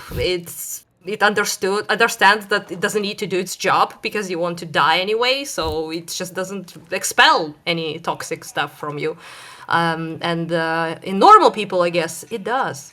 So there you go. There we go. Yeah. Have you been in the fucking, like, anywhere? Like, you drank with them where? With the... It was either in Poland or it was in San Diego. I don't remember which one, but... Oh, Poland? I lived in You've been in Warsaw Poland? for 3 months. I didn't know that. Yeah. And then and then for... Close. Yeah, close-ish, yeah. I guess, yeah. Closer than where I'm at now. And then, yeah, there'd be events and stuff because he competed in the West, so, yeah. Oh, that's cute. I didn't know that. I mean, I've been in Warsaw for, Warsaw is how you say in English. I think it's in the, multiple, times for quite some time, but not, I didn't live there, just, mostly a trip from there, basically. You go there, and then you go somewhere else, where you want to go as well. Yeah. Well, yeah, drinking stuff. What else? I have a big debate in 6 days with your... Constantine! Yeah. Yes! I'm excited for that one. But I fucking hate your takes, so I don't know. Oh, boy. Uh-oh. Yeah, I don't know. I told you. I think he's a Weasley fuck. I obviously will be rooting for you there. Mm-hmm. But I think it just annoys me because Americans are no offense, all offense. I take it back. Good. All offense yeah, too. Offend me. Absolutely retarded when it comes to ethnicity, nationality, and race. I understand why, okay? That's just not your thing. That's good, probably. But like you're basically a nation based off national principles, not ethnic principles, you know? So I understand why you don't understand. But, like, it annoys me. And nobody gets to that with him. Like, you should fucking talk about the important stuff. Like, why the fuck it matters. That's important. Like, except that, everyone starts talking about, is Ukrainian an ethnicity? Is an English an ethnicity? And all of that. Instead of talking about, like, actually, why does it fucking matter? Like, why are we not prioritizing in any modern civilized society? We should prioritize nationality. And why is it wrong to do that? Why ethnicity matters? That's the question I want people to fucking ask. And he never gets to it. He's never like pressed to even reply. Like, why do you think that the ethnical background of Rishi Sunak disqualifies him from being a fucking leader or some shit? Like, that's the questions I want to know answers for. But nobody gets there. Like, you all get bogged down on the fucking with that guy he's debated. I don't know who that is. A Scottish, I think, person or something like that. They ended I don't up remember talking the guy's name, but yeah, the issue is that, so like in the United States now, we can just say like we don't like brown people or whatever. We've gotten to that point in our politics, but I think in the UK they're not quite there, so people kind of dance around a lot of it. Yes, so when people, that's what he's doing. Yeah. But he's doing that very great. He's fucking, I hate the guy, but he's like not dumb. He's quite smart. He like does it very. Constantine? Sure. Yeah, but I think it's because the conversation that you're saying that you wish would happen, I think an issue is that a lot of people on the left don't like to have those conversations. Like, they're not really prepared to have them. So usually what happens is if somebody says like, oh, like I think this country should be built around like a certain type of ethnic principle, like people on the left just kind of like their eyes go wide and they just start screaming racism at people and they don't really know how to argue it from that point. So that's why all of those conversations get bogged down there, unfortunately. That's kind of what I see, yeah, because like the guy was like stumped basically. The other person was stumped by him saying like, you called me racist, but like I don't call my son English. And he was like, well, yeah, he can't be like, you know, racist against his son. It kind of killed the whole vibe. And they never got to the big point. The annoying point, though, you can argue the point too, but the annoying point is that Constantine, and I guarantee you if I would have looked at other debates, I think that these people that come to America a lot and debate a lot of American stuff, like I know you don't like I'm actually not even sure. I don't know how much we would agree or disagree at the end if we were to really like go down the whole ethnic racial arguments. But the problem is they play the word games using American conceptions or terms of things. And so, for instance, I've seen Constantine in that debate drew a very clear line between English and British. Like that one was referring to some sort of like ethnic genetic background. A line, well, sure. I think you can argue that. But in other contexts, I've seen... You should. So, well, but the problem is in other contexts. So I've seen I think Matt Goodman, who Constantine is a big fan of, will use the terms British and English interchangeably. So yeah, even they blur them. Exactly. But the thing is, what that shows is that even if there is a clear delineation, the fact that people are willing to use them interchangeably, it says something about how you view it. So when somebody says like, well, I don't think he can be English, but in other places you use English and British interchangeably, what you're saying is this is a basis by which you can exclude somebody from your country. That's what they're really saying. Yeah, but the left people agree can't. With that, yeah. I do agree. Like you can't, like you're not going to become like if I go to Japan, I can take on a Japanese nationality. I can become a Japanese citizen, but I'm not going to be like I'm not going to become an ethnic group. That's fucking retarded. That's the whole point. Yeah, and they do it. He does it on purpose though. He's like for example doesn't say my son because for example he doesn't say my son is British. He says because like British is an umbrella nationality term, so it includes English, Scottish, Welsh, Irish, right? Sure. Yeah. And and that's like a basically think of it about as like for example like during Soviet times, right? There was like Soviet as a term, but it wasn't anything about the ethnicity of the person. It was an umbrella term because the empire, you know, was called that way, and it was like occupation, whatever the fuck you want to say. But like the people were included in that. That term included Russian, Belarusian, Kazakh, Ukrainian, whatever the fuck else, like everyone else, right?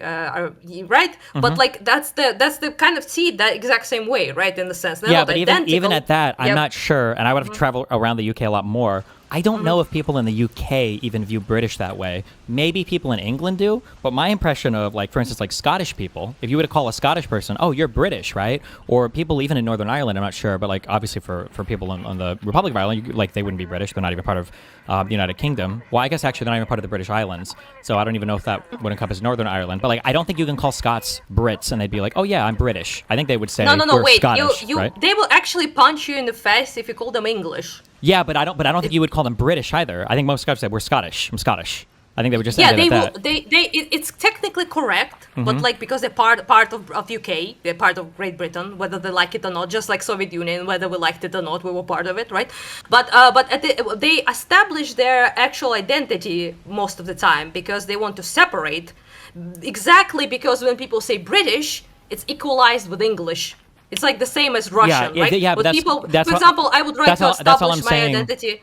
That's all I'm saying in terms of when you have these conversations that like so many of these terms are used in ways where you can, when some people pretend there's like a huge distinction between them, I don't think it's always true. Like if I were to say like North American, people are almost always, at least in North America, probably, well, at least in Canada and the United States, people are thinking US and Canada. If you were to say like, oh, I love traveling all throughout North America, and then you would name a bunch of Mexican places you've gone to, like I don't know if anybody would say, well, that's wrong because I mean, I guess Mexico is in North America. But I mean, all of it. Yeah. All of it is obviously it's constructed, so sure. It's like it's categories constructed, so they can change, they can shift. It's not like a fucking it's not just like some people like cringe fucking right or to be like biological reality and all of that. Obviously, it's not that. Yeah, but like there are definitions obviously that do matter. For example, the people Americans seem to get like really confused that you can be ethnicity and nationality, and it's the same name. So for example, that is confusing though. To be fair, that's some bullshit, confusing shit, right?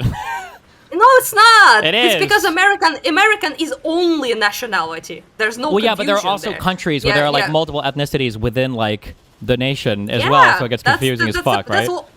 Old word shenanigans, my guy. Like it's the old word shenanigans, and you don't have them because like if you say to me American, I have no idea. Like what ethnic background of that person is. Kinda that's the whole point of the fucking America, wasn't it? To create a country that wasn't built upon ethnic background, that was built upon the shared national identity of being an American. Like this whole fucking epic speech, right? Like everyone can come here and be an American. You can't be like German in Germany, whatever the fuck, you know that speech.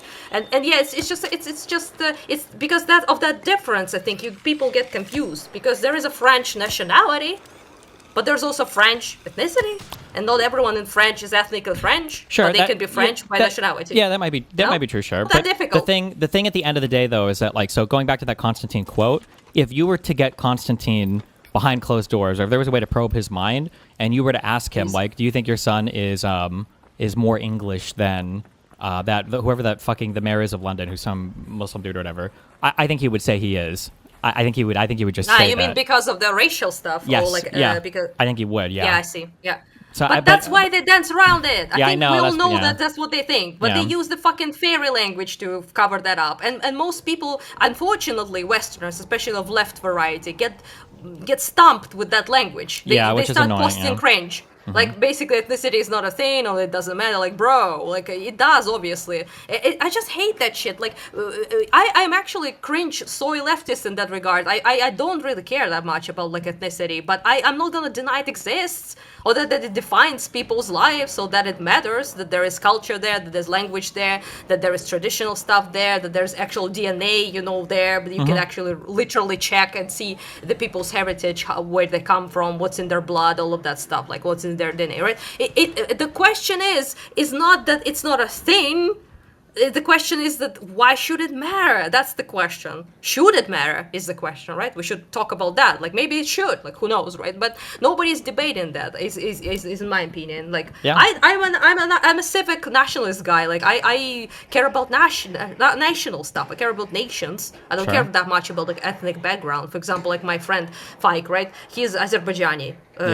Ethnically, he's not Ukrainian, but he was born in Ukraine. He has Ukrainian passport. We share the same culture. We share the same. He grew up here just as much as Ukrainian to me as anyone else because of his nationality. It's the same as mine, Ukrainian, right? So yeah, that's kind of what it matters to me. Although he's Muslim, which obviously is not typical here, like most people are not. But yeah, it's at the end of the day, it doesn't matter. But that's the question, I think. Like, why should it matter, really? Yeah, I don't disagree at all. This is usually my number one complaint is because people on the left won't engage at all, or when they start to engage, it's like delusional engagement. Like every single person is the exact same, and it doesn't. And it's like, well, people can have like the same rights or opportunities and everything else, but like this is like we need to be able to have like better conversations about this stuff, and it's really really but hard, also can't pretend that he's not different from someone who's Ukrainian, by the appearance and all of that. It's just a fact of the matter. I look at him and I see that he's He's Azerbaijani, okay? My eyes, they see things, so it's obviously it's there. The problem is like, why does it exclude people? Why should it? How it disqualifies them, for example? That's the question, right? Yeah. And why the fuck should it disqualify them? That's if and they don't seem to bring any arguments why it should. They just say, well, they're different ethnicity or different color, and that's it. That's the argument. But like you said, they never get pressed on it, so then they don't ever have to defend it. Yeah. So it's kind of how I wish people would like address that shit. Also, he's a slimy fucking dude. He like sometimes pretends to be Ukrainian for some reason, where he isn't really. I don't know. He just uses that like to his advantage. I think to. Yeah, I've heard him do the whole like my grandparents I think died in a concentration camp or something. I don't know what his relationship is with that, but yeah. Probably because he's Jewish, I think. Maybe, imagine. I guess, yeah, but I don't know. Yeah. Yeah. I mean, I just made assumptions, okay? But he does look it. Oh, geez. Oh, okay. I'm bad with the... Yeah. Also, bunch of like people, I think, there's actually a big community, I think, of like Russian youths who are ethnically Jewish who moved to the US, and now they're the fucking techno bros for some reason, or like, I don't know, like there's apparently a bunch of them. I had no idea. For example, your very good friend, Lex Friedman. There were a lot of Russians I know, I think in the early 90s that moved to Israel after, I think that was like the fall of the Soviet Union and everything, so maybe somewhat...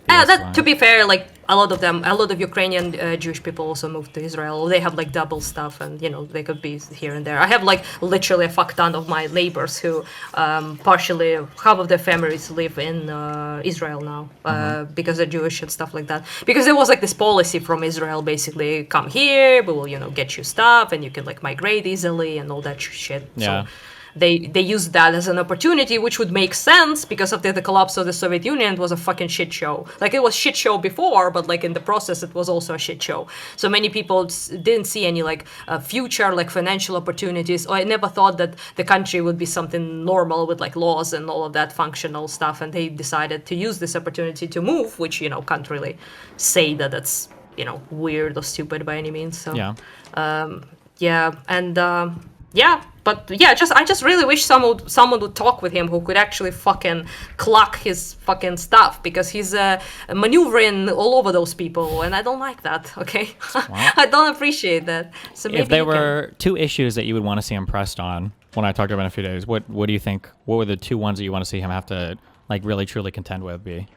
What's the main topics like of your talk, or is there any? Like, I think it's just going to be broadly. I don't know if somebody has a link to it, but it's probably just going to broadly be like conservatism and like Trump and MAGA and immigration, like the kind of just like the hot topics of the world right now. I think broadly.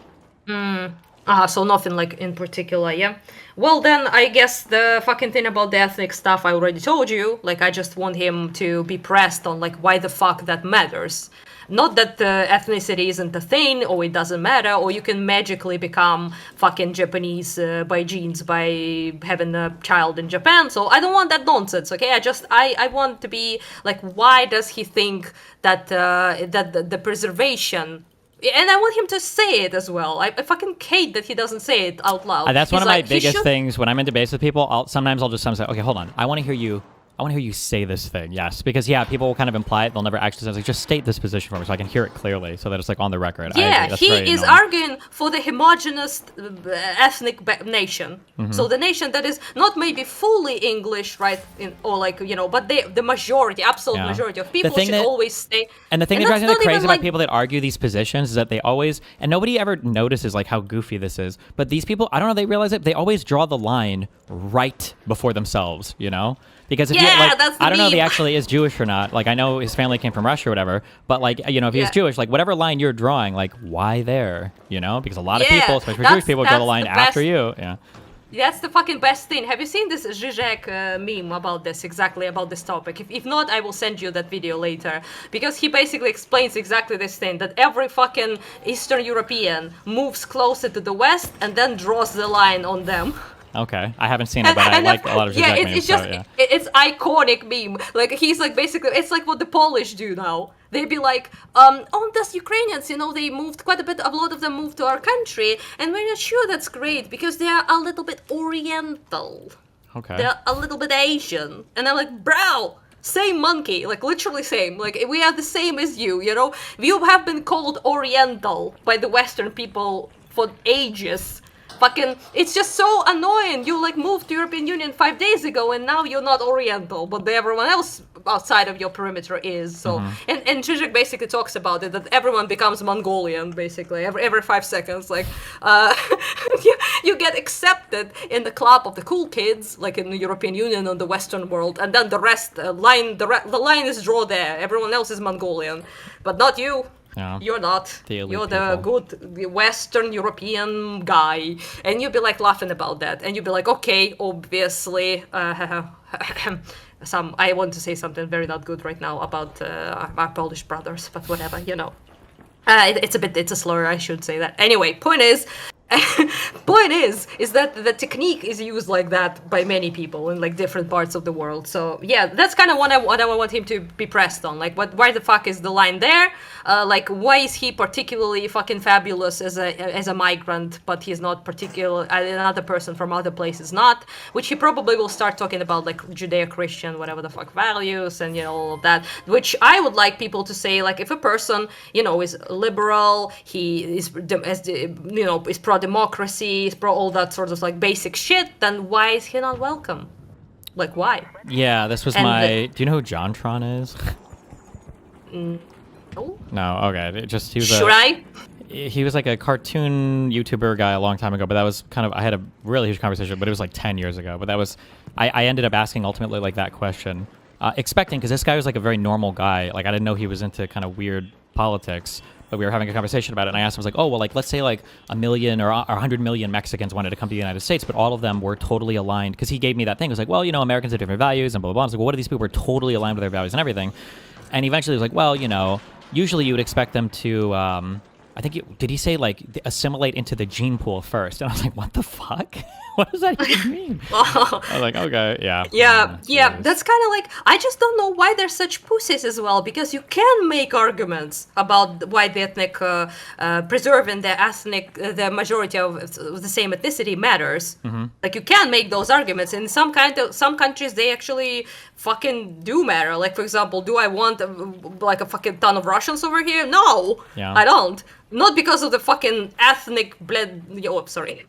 Not because I throw no blood. Not because of the genetic stuff, okay? But because we don't share anything fucking values whatsoever. We have a completely different worldview. We have a completely different set goals for the countries, and they fucking all the time when they appear here, their fucking shenanigans happen. Sure. Of like, you know, erasure of the language, erasure of the Ukrainian culture, erasure of everything. We like fucking we get Russified. That's what happens. That's what I'm against. You know, not them on principle of the fucking gene pool. Okay. Yeah. So yeah, that's kind of like obviously I don't want them there.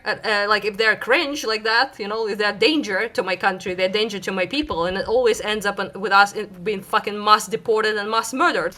So that kind of taught me a lesson that probably were not that compatible, to be for real. Sure. And so the preservation of the ethnical of Ukrainian, you know, ethnic stuff like language, culture, you know, the DNA, all of that shit, like the surnames, the names, the fucking everything that surrounds it, right? I the culture ultimately, yeah, it's what we fight for right now. So of course for me that matters quite a bit, and matters for literally everyone, like, you know, who fights. But yeah, it's you can make arguments like that, but it just never comes to it, and they don't even like I think try to. They're just like by default assume that you know, they're, you know, appealing to people just by saying they're not like us, so fuck them, I guess. Like basically just basic bitch xenophobia kind of thing. Yeah. Yeah, that's kind of what I want you to probably, if you're able to, like just try to press him. So I just want to hear his arguments, even if he has any, because I don't think he might have them, because he's not dumb. So I think he would have some sort of like backup I think plan. he is dumb. I think he rides. Well, he's like, he can debate and everything well enough. Like he's verbally adept, but I feel like all the ideas are very, very, very shallow. But they never have to actually get into any of it because nobody's Yeah, listening, maybe. so, yeah, we'll see, I guess. Yeah, so that's the question basically. Is he dumb like because he uses like those shallow, dumb, slimy arguments, or is he like actually smart, but he knows he can get away with it, and he doesn't need to try that hard to be, to score wins? Essentially, is my question. Because like some people are actually genuinely retarded who believe in that shit, and some people are pretend to be retarded to appeal to the equally retarded racist and like xenophobic audiences and shit like that. So I don't know which one he is, to be honest. I haven't watched so much of his stuff to be sure. So I guess I'll find out. Yeah, I hope. Because I was like hyped for that shit, because at least I know that guy a little bit. Sometimes like, people debate in such obscure fucking people, like people have been like, you should debate Lactoid. I'm like, for the love of God, like why should I do that? Like he has fucking how many people watching his shit? Like we are promoting Lactoid at this point. Like why? Like why should we talk about the guy who repeats the exact same bullshit he repeated for ages and learns nothing new, just does propaganda?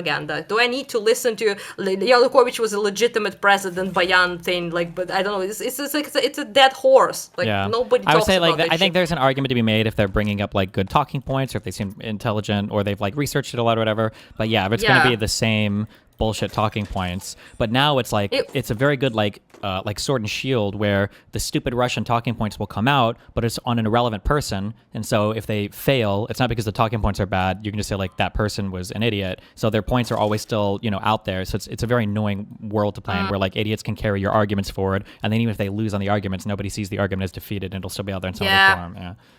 I will say though that I recently heard you speak in a little clip about something that actually I felt like, oh my god, that's literally what has been happening to me and to other people for such a long time, but I couldn't put it into words. You talked about in the context of conservatives, like Trump stuff, but it applies to like Russian shit as well, to propaganda, because you spoke like you always on the defensive. Oh yeah. So they kind of they dictate the conversation, and even if you performed well, you like beat their ass in a debate or whatever. You never talked about any things you wanted to talk about things that are actually important. You just spend time basically being on this like defensive position, talking about dispelling bullshit like for fucking 2 hours basically. And I was like, Jesus, that's literally what I have been doing, and it has been so annoying. That's why I kind of stopped doing that, because I was losing my mind over this shit in like 22, 23, shit like that. Because I go to like podcast debates or whatever the fuck, panels and stuff like that, right? Like Week stuff and things like that, Week TV, I mean, and I just spend hours fucking doing deflection. Like I'm beating up the projectiles of Russian bullshit, and even if I win, I haven't spoke about anything Ukraine, that matters. Anything that matters, for sure. Yeah, it was so sad to me. Like every time I felt like a shit. People like hype me up. They would be like, "Oh, you did so well," and I'm like, "Did I?" Like I don't feel accomplished. I talked about 2014 for God's sake again. Yeah. It's been a decade ago. I don't want to talk about any of that. It doesn't matter. But you will be hit with fucking Newland, fucking Burisma, some other fucking shit that nobody cares about other than those people, I guess, because it's like propaganda talking points, and you'll be like, feel like shit afterwards, like because you haven't spoken about anything that actually mattered, that affects the country right now. Yeah, I agree. About things that Russians are doing right now. Like, I never got to talk about anything. Yeah. Not about, like, Kherson Safari, not about the Kakhovka Dam, not about the 90% of targets being civilian targets. I just, there's no time. You always talk about, like, things they want to talk about. Yep, I agree. Yeah, it's very fucking annoying, yeah.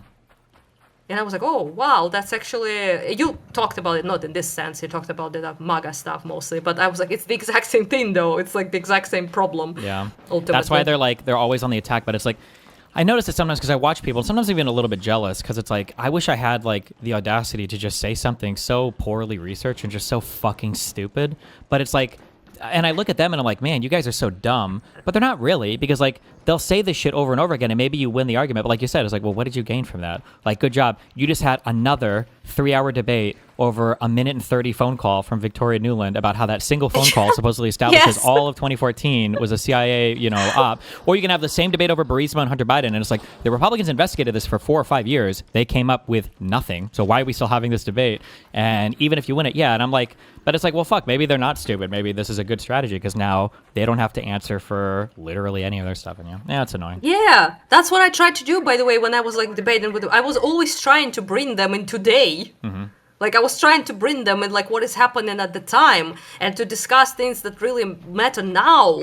But it never got there because you get, like, bogged down into this fucking swamp of exact same shit that you... Yeah, it's just... A little bit, yeah. There's another thing that happens. Jordan Peterson used to be really, really good at this until I think he's dead right now, but I don't know. But where you... Dead? What? I don't know. I don't know what's going on with that guy. But where they Russian exorcism got him. Okay? Maybe, actually. Where they'll lay out all of the arguments leading up to a thing, but they'll never actually defend the thing itself. And so you're always in this weird world. So like if you do have a debate with any of these guys, you're like, well, what about, the war crimes that Russians have committed, or what about the attack on Ukraine initially? And they'll very immediately say, yeah, that's bad. They shouldn't have done that. I agree that's bad. So that they don't have to talk about it. But then they'll spend the entire rest of the conversation saying like, well, NATO was threatening Russia. That's why they exactly. And so by the end of this conversation, you're in this weird world because like, okay, well, they said that they didn't agree with the thing. Why do I feel like I just had a 2-hour conversation with them where they defended all of the reasons for the thing, though? Yeah, and it's like a very weird mindfucky world to be in because so many people, like every MAGA debate, I would say 50% of the MAGA debates I've had, maybe more, at some point in that conversation, the person says, well, I'm not here to defend Trump.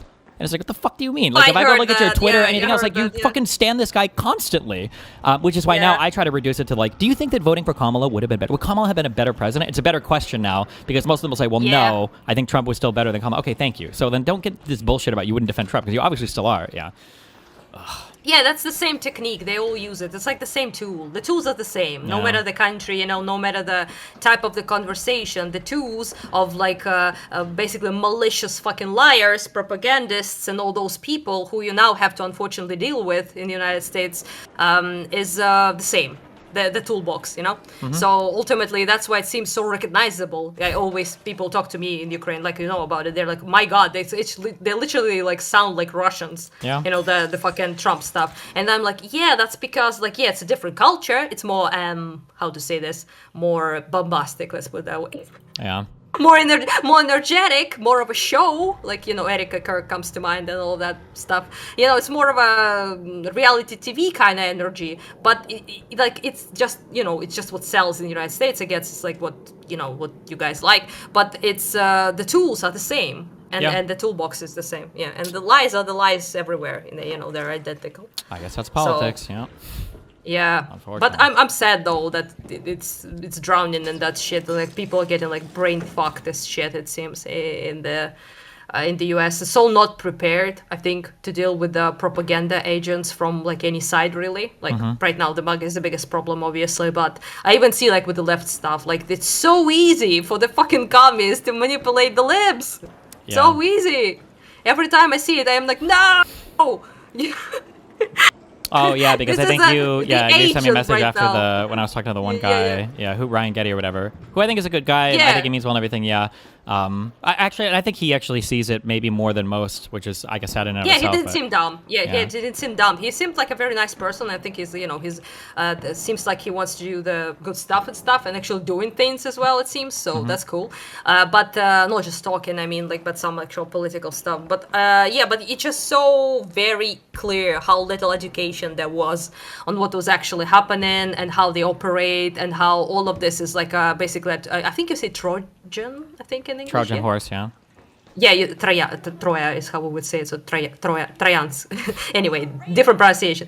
Point is that that's all of their fucking healthcare talks. Is this, okay? Like, it's the horse. You, like, start with this thing because you want to get libs on your fucking side and to pretend like you're one of them and you share the exact same values as them when you do not.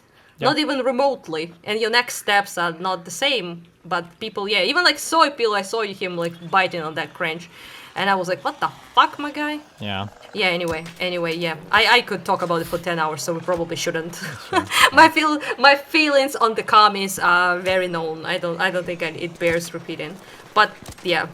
And he even like bought the exact same traps, by the way. He was like traps. I mean, Soy Pill. He was like, they're like, I have much more like baseline agreement with them, and you're like, no, you don't. But they sold it that way. I think I said that literally right before him coming on. I was like, oh, this is where Hassan is going to do I just want single-payer healthcare. And then I think Soy Pill came on like 5 minutes and I was like, well, they want single-payer healthcare. And I'm like, oh my God. One thing I also don't like too, because we didn't learn enough about this in American education, and I think it is a problem when we just label people as being bad or good. Like, we need to be able to dig into the ideologies a little bit more. Because, we can't pretend that like fascism is not like all horrible bad stuff. Like, why would anybody be drawn to a fascist government if it was all horrible bad stuff? That was so childish when he said it. It was so and like, childish. there's going to be some stuff in here that everybody likes, at least if you're if you're in the right group, And for communism, it's kind of sort of similar. Like, if you're in the right group of people, if you're in the cooing party and not the party being cooed and executed, you probably feel pretty good about it. But it's very childish. Yeah, it's very silly. Because you brought up to him actually like this like fascism thing. You were like, there's certain things that I would, and he was like, well, there's nothing I would agree with the fascism. Yeah, like really nothing. You think the whole government was Hitler came in charge? He's like, today we're gonna murder all of our parents just to be, and then we're gonna torture babies and puppies. Like, come on. Yeah, it's so childish. It's so childish. It's just like it's very illiterate. No offense, but like I hear that like very childish shit a lot. And sometimes people like don't, maybe because they don't want to like bother with it, they're like Nazi fascist bad, that's it, like, and the communists and socialists in their mind is not just 100% shit. Yeah, so that's kind of why and that's, by the way, is why I hate that there are a lot of like social democrats or like democratic socialists, whatever the fuck that thing is that Wash is doing, or whatever the fuck, I don't know. Anyway, point is that they make themselves palatable that way, because they associate with the people who are actually democratic, people who are actually liberal, and they associate themselves with those groups because they make themselves so much more palatable. No. But then listen how they speak when they're together. That fucking infamous Baby Settlers podcast with Hassan. Excuse me, that's what they actually are. Like, look at that. That's what they are. When you're not, I don't know why they did that, to be honest. I have no idea why they did that shit in public. It like boggles my mind, because that's supposed to be behind the scenes conversation, the one that libs and Democrats don't see, But they did it, I don't know, in broad daylight for some reason.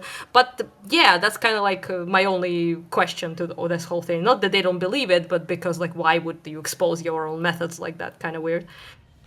But well, apparently it works because nobody cares. You brought that up to people so many times, and they're like, "I didn't see that." And I haven't seen that. Yeah, fuck me. What are you gonna do? The infamous "I didn't see that." Like, why do you see some things and don't see other things? That's the thing that I always say. Like, I think I've only brought that up in 1 or 2 debates, but I need to hit on that more, because there's an editorial choice made over the news you consume, and that should be a thing. Like, like I've spoken to lawyers who don't know that the president of the United States is targeting law firms, and it's like, how can you not know that as a lawyer? Like, even if you don't know that, fine, but what does it say about you that you haven't heard of this? Like, that in and of itself, Like, if I were to say, like, hey, I'm just curious, if 2 nations were going to war against 2 other nations, how many nations are at war? And they're like, well, 2 + 2, I don't know the answer to that. And it's like, okay, maybe you don't know the answer to that, but like, why do you not know how to do basic addition? Like, isn't that kind of an indictment on your character or intelligence all of themselves? That says something about you, But everything about like every trans athlete and every fucking like you'll ask people like basic stuff about like, oh, like why are all these countries separated from the Soviet Union after 91 or whatever, and they don't know anything about this, but they'll know like, oh well, let me talk about I forgot his name. Shokan, the Ukrainian prosecutor, and everybody's like, "How the fuck do you know?" Because this is why I try not to call him stupid, even though I do. Just it's like a slur when I call somebody stupid. It's not an actual statement, because they're not stupid. They have a tremendous capacity for information, and they know like all this weird shit. Like, more people know who Shokan is than know who the Attorney General in the United States is. Maybe not right now because Pam Bondi's so famous, but in general, like, they know more about that than our own AG. And it's like, how the fuck do you know all this information? You don't know anything about what's going on in the United States? What the fuck? Ugh. Yeah, because it depends on like, it's just so selective. Yes, and selective blindness to everything as well. It's like this meme that Ukrainians always post. It applies to MAGA people as well. When there be like fucking like a Russian person a Russian like soldier gets exploded by a drone, like a bunch of people come out of the woodworks on Twitter. War crime, evil Ukrainians killing poor Russian lads with drones. Oh my God, you shouldn't commit war crimes. War crimes bad. And then you have like millions hours of footage of in Kherson, for example, of the Russians hunting civilians with drones, like actual war crimes, you know? Yeah. And or it's like, why if Ukraine is so stretched for supplies, why do they waste so much money putting nets over their civilian cities? Isn't that kind of weird? Why would they do that? Yeah, and it's just, there's so much, dude. There's so much footage, and nobody's seen anything. And they'd be like, and the people, Ukrainians do this meme, like a Russian guy gets exploded, the guy is like, lasers in his eyes awake, and then there's a Ukrainian couple getting exploded. I sleep. Yeah, you know? yeah. Yeah, that's like your MAGA people as well. Like Trump is like blatantly breaking the law, the constitution, shitting all over it, and like, I sleep. Like fucking Democrats does something, I don't know, whatever the fuck, like minor fucking thing, absolute warfare, like whatever, how could they evil, it's just very fucking this fucking thing about, I saw like the ICE stuff. I'm not gonna go like into that, obviously. My opinion is pretty clear. I think you can guess it as someone who actually fought against exactly similar people as ICE, enforcement people who overstep and shit like that, like Berkut. But anyway, point is that they were like, why did he have a gun on him? And I'm like, oh, shocked.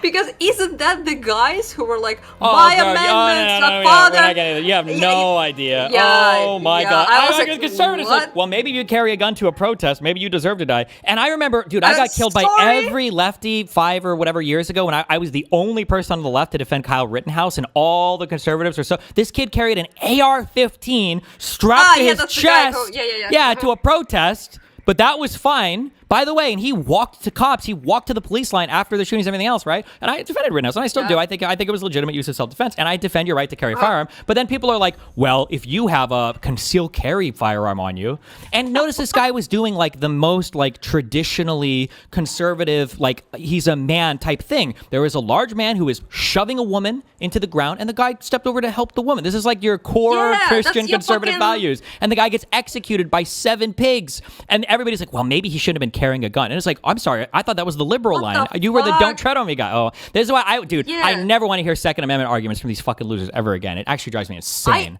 I actually don't talk about this because I don't like to pretend that I know things that I don't know about.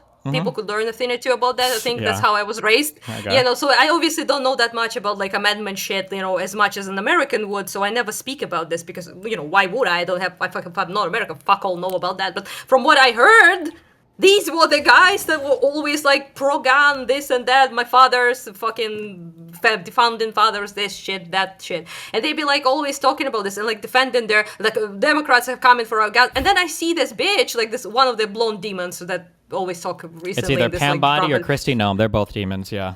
Actual demons. I think there's another blonde demon that was... Caroline Leavitt is another demon. She's the White House press secretary. Yeah. I think so.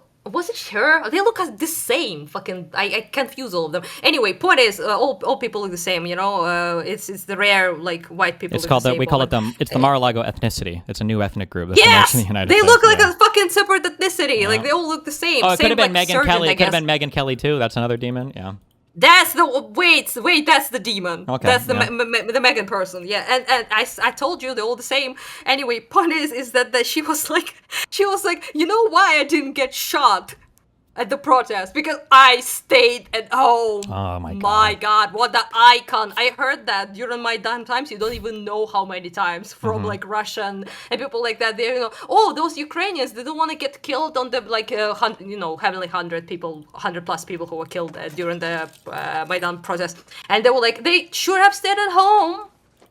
That's literally what they said. Like, I remember hearing this line so much, even from my like professors at school, which was very, very annoying at university, who were like pro-Russian stuff doing, like, basically, right? And they'd be like, just don't go there. Don't protest against the violation, I guess, of your rights, against the entire course of the country is going to take. Just, take it and, stay fucking home. Nothing bad happens to people who, don't do anything, I guess, against the government.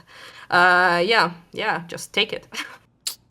Yeah, and that's literally what she said. I never imagined an American person saying that, to be honest, with all this "don't threaten me" shit. Yeah. And yeah, and all of them were like, "We have guns because we want to stop the fucking The government. tyrannical government." Yeah. And like, yeah, buddy. Meanwhile, apparently the you feds only... come to 2 states, kill 2 American citizens, white, and they're white people. These are the ones we're supposed to care about the most, and then they're just gone, and we no charges, no nothing. Like, there's like, I don't know if there's a betting market on this, but like, there's a chance that those 2 people that got killed, like, there will never be charges filed against those federal agents. It's possible. Who knows? Like, Very Russian of you. Yeah. Pretty crazy. Well, actually, it's even more sad because in the United States, we actually really did have a real election where we really elected Donald Trump, which is the worst part. Yes, That's fuck, actually the that worst makes part. it so much worse. Yeah, I also think so. Like, everyone, you know, when you did it the first time, people in the world were like, well, Who you know, knows? Yeah. slip-ups happen. Yeah, slip-ups happen. Okay, it was a fluke. It was a fucking, I don't know, like mushroom trip gone wrong. Like, anyway, like it's gonna pass. Then you fucking elect him a second time. At this point, I'm sorry, bro. Like, there's just, you can't just let that slide. I don't think after a second time, and yeah. Well, we shall see. I guess. See. Oh, good Yeah. luck. Have fun. Be careful. Yeah. And, yeah. Stay Thank safe. you very much, DGG for life and all that shit, because like you guys slay, unironically. You slay because like, yeah, and most people just talk. I will say it that way. Most people just talk, they don't actually do. So that's kind of like, you know, what's worth it at the end of the day. Yeah, bye bye. And as you say, stay safe. I will try to not freeze and all that shit. Hopefully winter will end soon, so it will be better. And yeah, bye bye. Hopefully this upcoming season is good. Yeah. Have a good one. Yeah, bye. Bye.